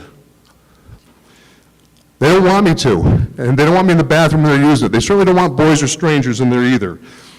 You're relying on an opinion from a firm in Columbus whose only connection to us is the check we send them. They know nothing about our community. You are hired and elected by us to lead. So I'm asking you to lead. protect public education. This policy of yours is going to drive away students and families to private school and homeschooling. Be leaders, change this policy immediately. Thank you.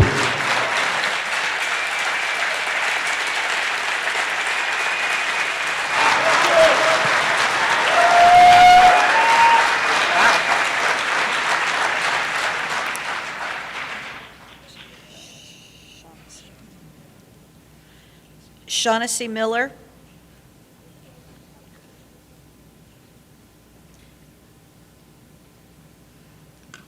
Shaughnessy Miller, 8505 Casey Lane.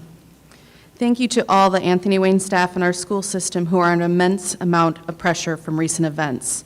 Thank you for sitting in front of the bathroom to make sure it is used as a bathroom.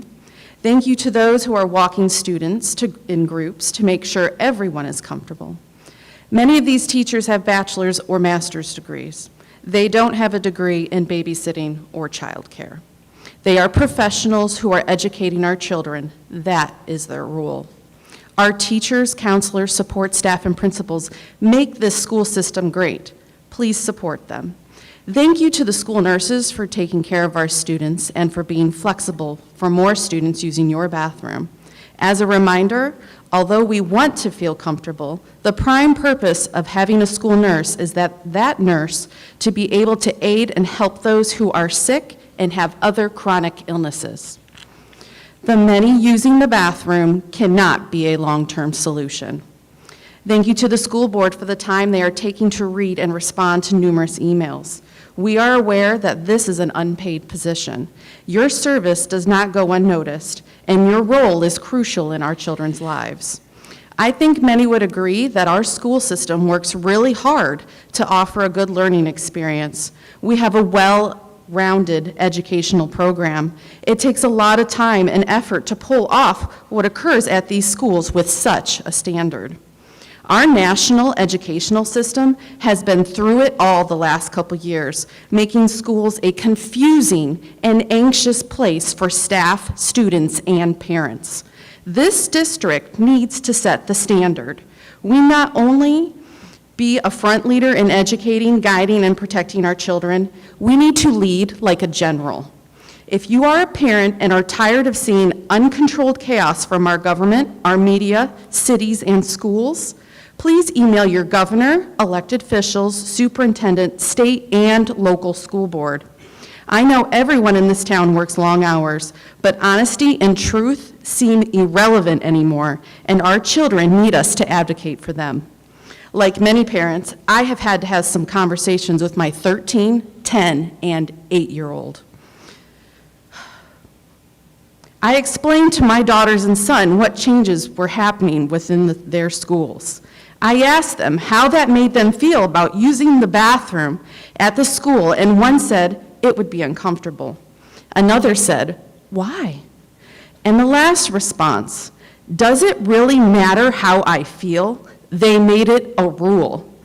The contradicting email is enforcing an uncomfortable policy on two minorities that historically have a very hard time defending themselves, females and children.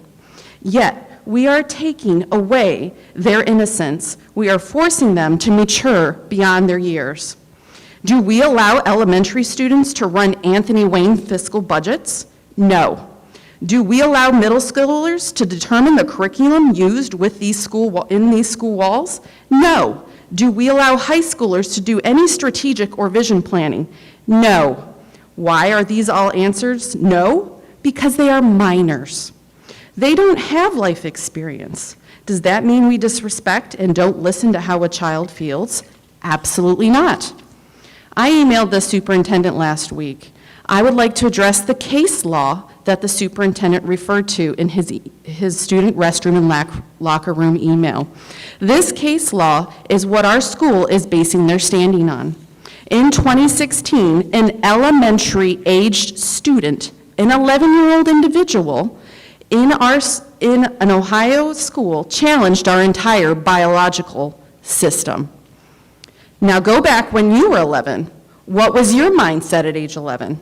You're not finished with puberty, and medically, your body is still changing for a number of years after that. These are children. As adults, our job is to love, and protect them. Everyone look at the person next to you. Do you know what they're thinking right now? No. No one can measure what a person is truly thinking about the opposite sex, let alone the person next to you. Yet, we are currently allowing boys in girls' bathrooms. We need a new and safe policy. I think we are all learning how important it is to clearly communicate changes within the school. I appreciate the email being sent out by the superintendent last Wednesday. I am really disappointed that the community-wide email came out after mass confusion amongst parents for about a month's time. Correct me if I'm wrong, this was brought up by a concerned parent.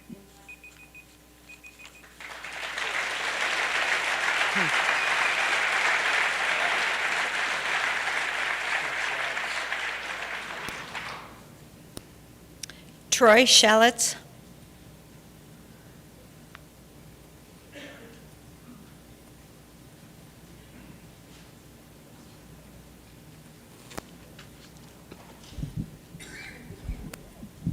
Troy Shallotz, 7437 Yalberg Road. Thank you for your time and the opportunity to get up here and express my thoughts and concerns. Before I begin, I'd like to give a quick introduction about myself. I had the absolute privilege of growing up here, graduating from Anthony Wayne, and then returning after college to not only raise my own family, but to give back in the form of coaching.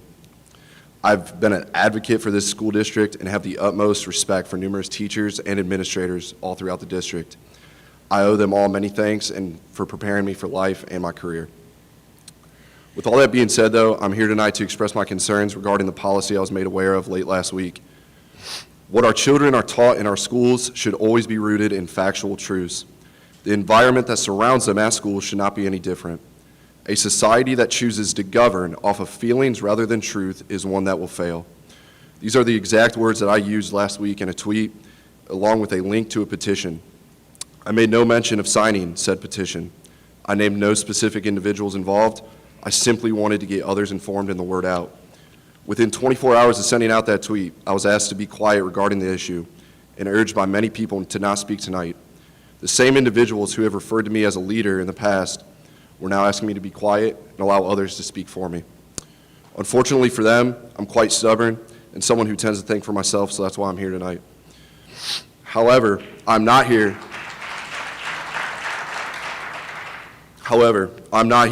out of hate, dislike for anyone, but rather for my deep care and love for my family, players, and fellow community members. This is about truth, the unequivocal truth. The side opposing me will tell you that everyone is entitled to their own truth.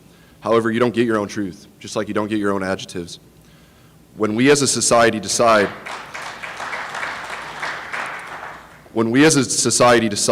that our youth's feelings dictate public policy rather than the actual truth and reality of the situation, we have failed them as both parents and leaders. We send our kids to school every day with the basic understanding that their teachings will be rooted in truth and doctrine rather than feelings and progressive ideologies. These truths need to be consistent when it comes to deciding where individuals use the bathroom. This is due to the fact that gender is decided at conception and no other time. That no matter what anyone else says, we're made up of 46 chromosomes, 2 of those deciding whether or not you will be a boy or a girl. This isn't a feeling, this is truth. Now I'm aware that there are individuals who don't fit into those 2 categories. In that case, create an option so that those individuals have a restroom to use. However, do not infringe on the privacy and safety of biological boys and girls to do so. Doing a simple search online, it'll point you to the sad reality of what kind of evils are opened when you mix biological boys and girls into the same restrooms and locker room spaces. I remember reading of a horrific case in 2021 in Loudoun County, Virginia. I sat there and I thought to myself how thankful I was my kids would never be subjected to those situations since we live here in Anthony Wayne. Unfortunately, that sad reality is now upon us, and I ask you to hear our voices, understand where we're coming from. Our students deserve their privacy, safety, and protection from these harmful progressive ideologies. Thank you and God bless.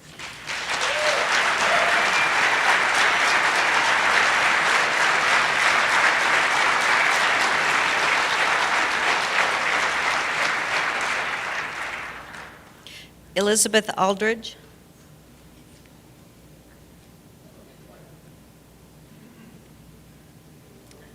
Good evening.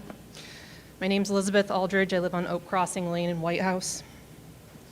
I'm the mother of 2 incredible Anthony Wayne students. I'm also a Christian who loves people because of my faith and not in spite of it. I'd like to begin by thanking Dr. Fritz and the school board for allowing public comment, and I appreciate you clarifying the policies this evening that Dr. Fritz had outlined in his letter. I have a lot of things that I'd like to say about this, but I have words, and I'm probably going to cry during this, so I apologize. I have words of someone who knows better than I how important this district's support and policies have been to help him be future ready when he graduates from Anthony Wayne. If he wasn't on a plane home from his grandparents' house right now, he'd be here to speak to you himself. But he's given me the permission to share with you the following thoughts. And I need to make sure that I've got them. There we go. Those who know me well think of me as someone they can rely on, someone who cares about others' well-being and is driven to do whatever it takes to make sure all of my friends are taken care of. Many people have an idea of who I am or have heard my name floating around, but what many don't know is that in 2017, I had to make the difficult decision to come out to my parents. I spent months planning somewhere I could go on the chance that at 12 years old, I might have to find a new place to live because my parents would kick me out because I'm transgender. This wasn't just something I came up with or an idea that was happening overnight, but something that I felt from a very young age and I identified with. However, I could not find the words until I was much older. It's been a long time since then, and I'm 18 and I'm graduating from Anthony Wayne, afraid for what the future looks like for other kids like me. Nor do I think God would ever wish upon anyone such a difficult journey or give it to anyone who wasn't up to the challenge, and life would have been so much easier without it. However, I would have never been the capable person that I am today without going through this journey. Other than my gender identity, I'm no different than any of your children. I have dreams, desires, passions, and hobbies, just like any other teenager. I play sports, I participate in extracurriculars, and I'm active in our community, just as any other kid. However, to do these things, I typically have to fight a lot harder than a cisgender student. Whether people know it or not, I shouldn't now have to fight to use the bathroom that aligns with my gender identity, nor should I have to fight for my right to live authentically in this land of the free we call our home. I'm not asking you to understand, but I am asking you to respect my existence. That was from my son.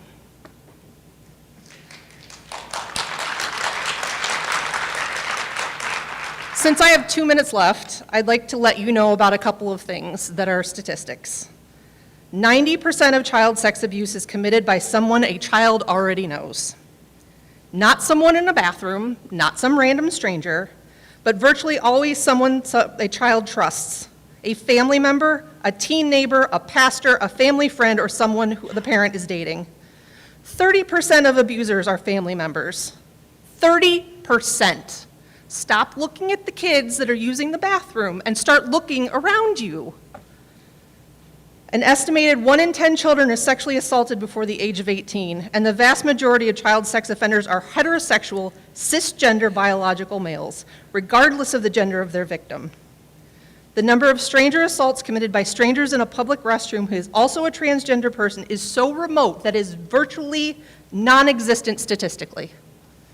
And for every adult, that includes all of you who now know this information, every adult that's trained to prevent child sexual abuse keeps an estimated 10 children safer from harm.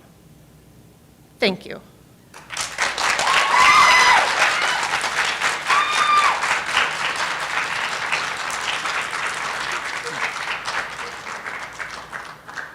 Kathleen Gee.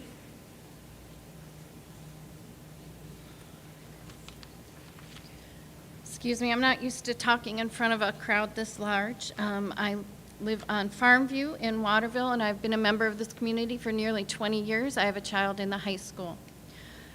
I don't know about you all, but I am tired. I bet we're all tired. Tired of these ideological fights in our community every few months. By the end of the night, you will have heard numbers and statistics, some true, some not. There will be a very loud group spouting talking points they gathered from websites that share their biases and, dare I say, bigotry. Much of it misinformation. We have been here before, but at the end of the day, this boils down to one thing: our kids. Thank God many of our students, if not most, are socially smarter than we are. I have found most don't really get worked up over this issue. They want to go to school. They want to hang with their friends, maybe learn a thing or two. It is up to us, the responsible adults, to provide the environment where this can happen. Trans and non-binary kids, as with all kids, need to feel safe and supported in their identities in order to engage with learning. By building a culture of learning that celebrates gender diversity and providing accessible resources, we not only improve the lives of our trans and non-binary students, but also build awareness and empathy in all students. Transphobia poisons the learning environment in particular, but also our community as a whole. We must intentionally and proactively create classrooms and policies in which all of our students can reach their full potential. Obviously, I am here today to support the full inclusion, protection, and celebration of transgender youth. This includes access to school facilities and extracurricular activities such as athletics, gender-affirming care, and an inclusive curriculum, because all young people deserve safe, healthy, and inclusive environments. I call on our policymakers to reject attacks on trans and non-binary youth, to commit themselves to meaningfully advancing policies that support equal opportunity, and to reassure all students in our classrooms that they will have the chance to learn, grow, and thrive. And for our trans youth that are here tonight or may watch this recording, know that you are loved. You have allies here. Do not be afraid to reach out. Reach out to the adults who are here supporting you tonight. Or if you are afraid, you can get help anonymously. There are organizations such as the Trevor Project. They are easily found. Please reach out. Thank you for your time.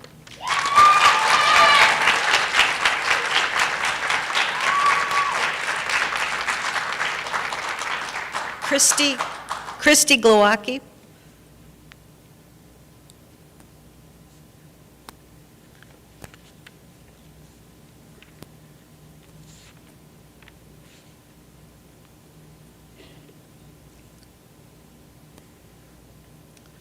Hi, my name is Christy Glowacki. I'm at 155 West County Drive. My daughter is a junior here at the high school, and, sorry, I might cry. She's expressed safety issues with me, is uncomfortable with the bathroom situation. I didn't have a formal speech prepared. She's expressed safety issues to me. And I Excuse me, could you speak up just a little bit? She's expressed safety issues to me just a few days ago after I heard about the email. She's expressed it before. I feel like that something needs to be done so that all students are safe.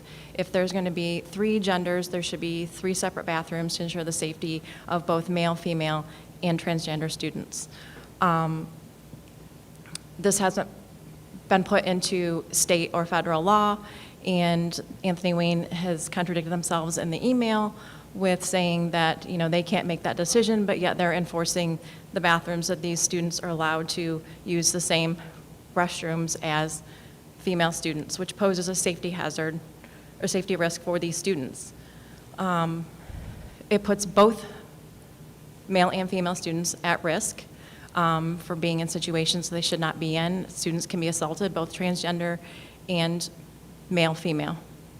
Like Mr. Gavin expressed earlier, I agree with everything that he has said, that something needs to be done with these laws. It doesn't explicitly state that these students should be allowed to use the restrooms or not use the restrooms. But I know for a fact that my daughter has been late to class because of, you know, there's already enough students using the bathroom as it is.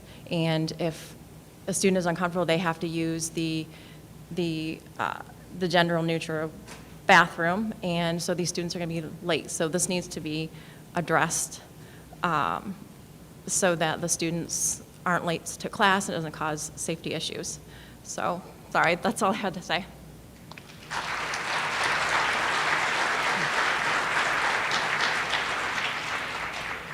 Frank Dudas.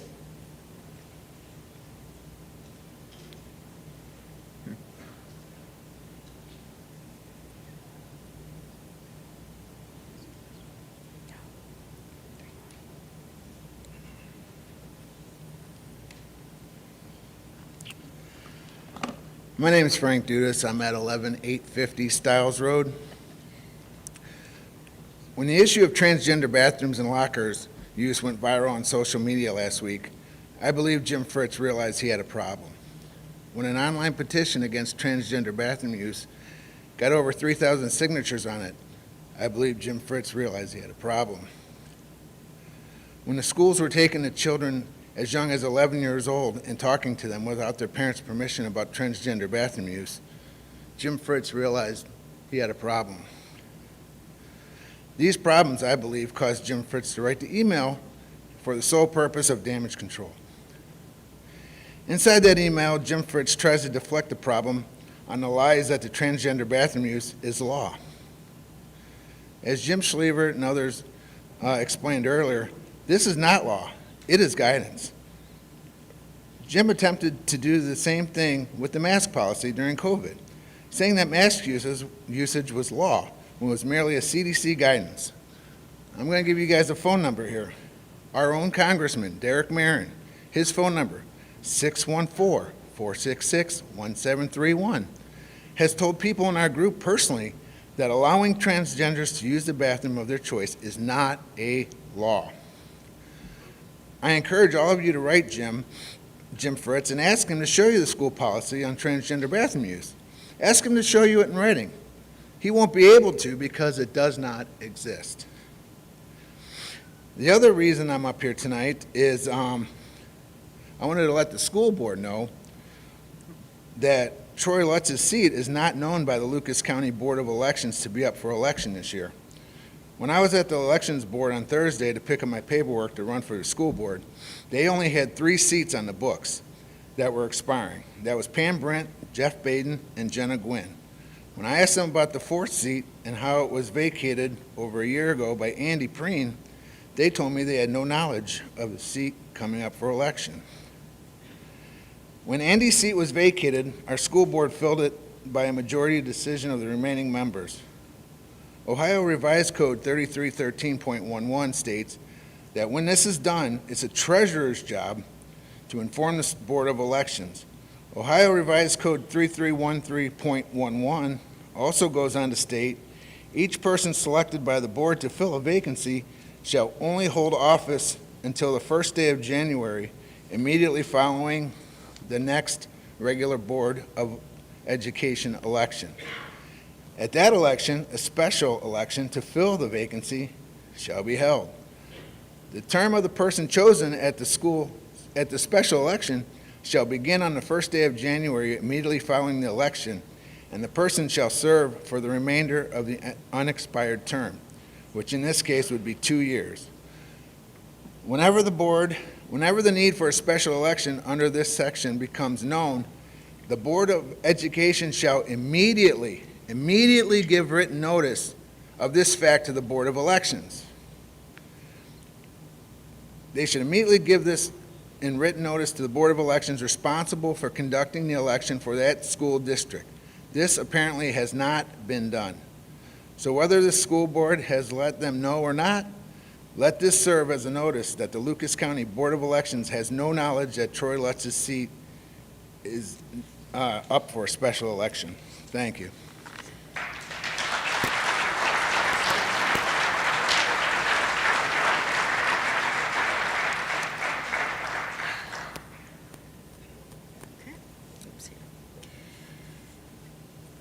Lindsay Hopkemeyer.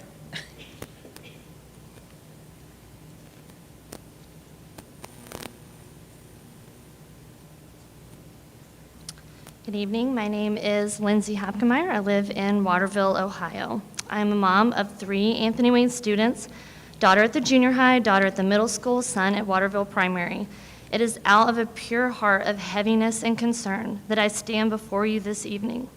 The stunning news of Anthony Wayne School District's unwritten restroom and locker room policy has left me reeling since I first caught wind of it on March 10th while talking to a fellow Anthony Wayne mom. Our daughters are friends and both in 7th grade, and she mentioned how it had been a pretty rough year for her daughter. When I asked what the circumstances had led to that it being such, I was appalled by her reply. She said that probably the worst thing had been her daughter encountering a boy in the girls' restroom. I had expected her to say girl drama, challenging schoolwork, difficult teachers. I had not prepared myself for the main reason of her daughter's tumultuous first year of junior high to be a result of coming to grips with having to share the girls' restroom with boys who say they identify as girls. I am a self-proclaimed biggest fan of my Anthony Wayne School District. I brag on this district every chance I get, to the point where I think some people think it's annoying. Though my heart was burdened by this news, I didn't jump to conclusions that it was school policy. Just 5 days later, a friend shared how she had heard directly from 2 Anthony Wayne faculty members who spoke of concerns of having to allow males to use female restrooms and locker rooms and vice versa at the direction of district leadership. At that point, my concerns mounted immeasurably because this was now coming from faculty members saying it was policy. I prayed for direction on what to do next, and I just left it at that. And the very next day, I received a text from yet another Anthony Wayne mom sharing her newfound revelation that Anthony Wayne allows students to use whatever restroom they would like based on their gender identity, not their biological sex. This was the final nudge I needed. I was going to have to stand up and stand against whoever decided to enforce such a dangerous, nonsensical policy on our precious children. Emails were sent to each of you, and the only reply I received was from the superintendent, Dr. Fritz, detailing how he has chosen to follow his legal counsel in this matter, and that, quote, if you would like your children to have access to a private restroom, please contact the building administrator. To me, this was not only a cold response, but an unacceptable solution. I'm sure you're aware of the petition that circulated for 2 days, gaining over 3,000 signatures from adults and students opposing this unwritten policy, but then mysteriously and abruptly got removed from change.org. What was more startling than the amount of signatures in just over 48 hours was the response of the students. My junior high daughter texted me from school, "Mom, everyone's so glad this petition was started. Everyone's saying sign it, you have to sign it." The next day, a close friend texted, my freshman came home saying, "Mom, everyone's waving their phones, you have to sign the petition." This should be a wake-up call to each of you. Their response is a plea for their leadership to step up and protect them. They're scared, they're confused, they're anxious, they're still children. Will you listen to the students you have vowed to protect, or will you choose to defer to non-binding case law instead, and therefore set your students up for a school atmosphere steeped in anxiety and uncertainty? A clear line has to be drawn. The overwhelming response of the students, parents, and community members is they want a written policy that clearly states individuals can only use multi-stall restrooms and locker rooms that align with their biological sex, and that any single-stall, private, or unisex restroom can be used by any individual. This is not a stance against a certain group of people. It truly isn't. It's just out of a heart of concern for all student safety. Pam, Jeff, Troy, Jana, and Kyle, you 5 are responsible for setting the direction of our school by listening to the wants and needs of the students, parents, and community members, while keeping the safety and education of our students at the forefront of every decision and policy you make. School board members, it's time for you to take your position seriously if you haven't yet. U.S. General Douglas MacArthur stated it well when he said, a true leader has the confidence to stand alone, the courage to make tough decisions, and the compassion to listen to the needs of others. You are elected officials, chosen to lead our school district. Do what is right, not what is easy.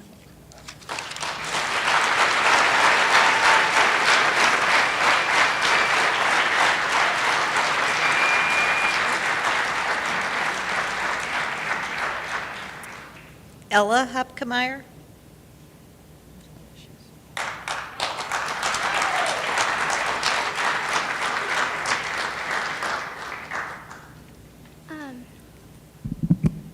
My name is Ella Hopkemeyer, and I live in Waterville, Ohio. Dr. Fritz and school board members, I'm taking this opportunity to share my feelings about the bathroom and locker room policy. After hearing about the policy a week ago, me and many of my friends were very nervous about using the bathroom. I was scared and nervous that a boy would walk in on me while I was in the bathroom. No one should have to feel scared while they're in the bathroom. In fact, the general expectations for us include being safe. When there's a chance of a boy walking in on me, I don't feel safe at all. And the policy doesn't just cover the bathrooms. The policy allows boys to enter the girls' locker rooms and vice versa. One of my teammates had just heard of the policy and felt so unsafe that she didn't want to change in the locker room. The fact that boys can now enter the girls' bathrooms and locker rooms makes me fear for the future of sports. The thought that boys could participate in girls' sports makes me very upset. Boys are built differently than girls, giving them an unfair advantage. Already there are many stories about men entering women's sports. I fear that this policy could lead to that. I think this problem can easily be solved by adding a gender-neutral bathroom and locker room. If the safety of the students is truly important to you, I'm sure you will consider our requests.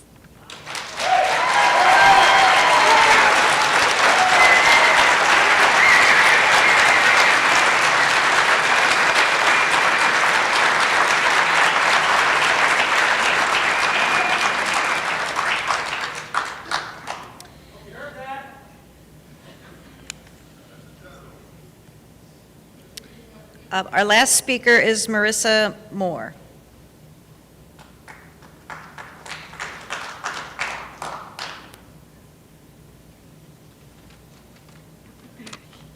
Marissa Moore. I live at 7915 Winterbourne Drive in Monclova.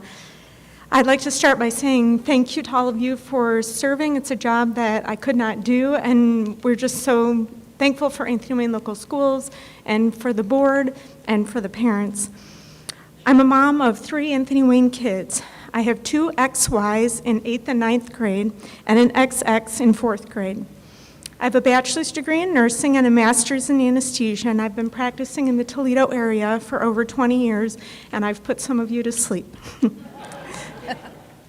I referred to my children by their DNA code in order to make a case for a scientific-based bathroom and locker room policy. All humans are genetically coded at conception as either having a Y chromosome and therefore having male anatomy, or not having a Y chromosome exhibiting female anatomy. I've given anesthesia to hundreds of women during cesarean section, and even with chromosomal abnormalities, there is never any doubt of which chromosome the infant is coded with. My petition today is to enact a scientific-based bathroom policy, and here's why. I can think of 3 groups of people who may desire to use a multi-use restroom or locker room that doesn't align with their genetic gender coding. The first one would be a genuine person who, for whatever reason, legitimately desires to use the other restroom and means no one any harm. The second would be a non-genuine person who's trying to be funny. Maybe a buddy bet her $5 to go into the boys' bathroom, but this person has no malintent. Or 3, any person with malintent. I'd like to think that the #MeToo movement has shown that there are plenty of people of all stripes who might fall into this third category. My question is, if the policy stands as it is now, who is going to be the judge? I think we can all think of a time when we looked at someone's hair, makeup, and dress and misjudged them. Judging people based on hair, makeup, and dress is generally not a great thing. So let's stop judging people and enact a science-based policy. Each student, visitor, or teacher of Anthony Wayne Local Schools can use the restroom or play on a single-gender sports team that corresponds to their DNA code, as evidenced by their sex assigned at birth. Or anyone can choose to use a single-use restroom or play on co-ed teams or request a private area for changing. I understand there are various laws and cases on either side of this issue. I believe that the board can make the right and safe choice. Show our students what bravery looks like. Don't accept there's a nothing we can do attitude. Throughout human history, there have been many terrible laws in place, sometimes for thousands of years. But brave men and women have made a stand against these laws and have changed the course of human history for the good. May Anthony Wayne be a catalyst for change. Board members, I implore you to make a science-based bathroom policy tonight and let the lawyers hash out the politics if need be. School board members, I implore you to do the right thing. I believe in Anthony Wayne School and its board of directors, and go Generals!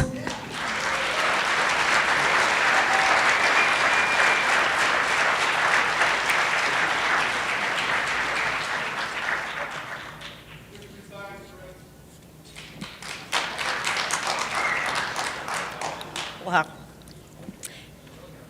Yeah, and I think I said that on the microphone too, so. Anyways, it's quite obvious that there's a lot of passion in this room tonight, and I do thank you for keeping it, for the most part, civil. Excuse me, that's enough, please, please, please, thank you. And I thank you all for the ones that chose to speak, and that's fine. I mean, if you didn't want to, I'm not judging you for that reason. Anyways, that concludes our public comment portion of our meeting. Our next item is we're going into an executive session to discuss employment and negotiations of public employees. After that, we will not be conducting any additional business other than to come out and adjourn our meeting. You're welcome to stay. But we will probably be absent for a little while. I need a motion to go into executive session. That was Kyle, and I'm showing it to be 8:08. A second, please. Jeff. And Carrie, would you please call roll? Mr. Baden? Mrs. Brent? Yes. Mrs. Gwen? Mr. Lutz? Mr. Miller?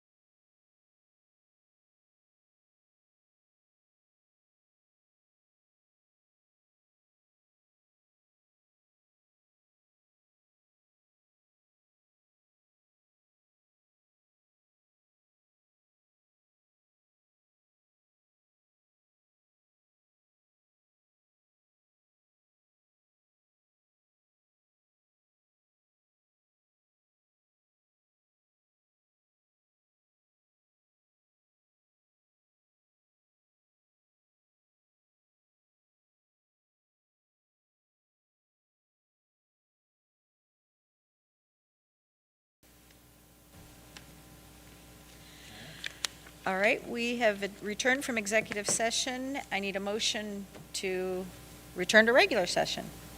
I move to return. Kyle, and a second, please. I'll second. Jeff.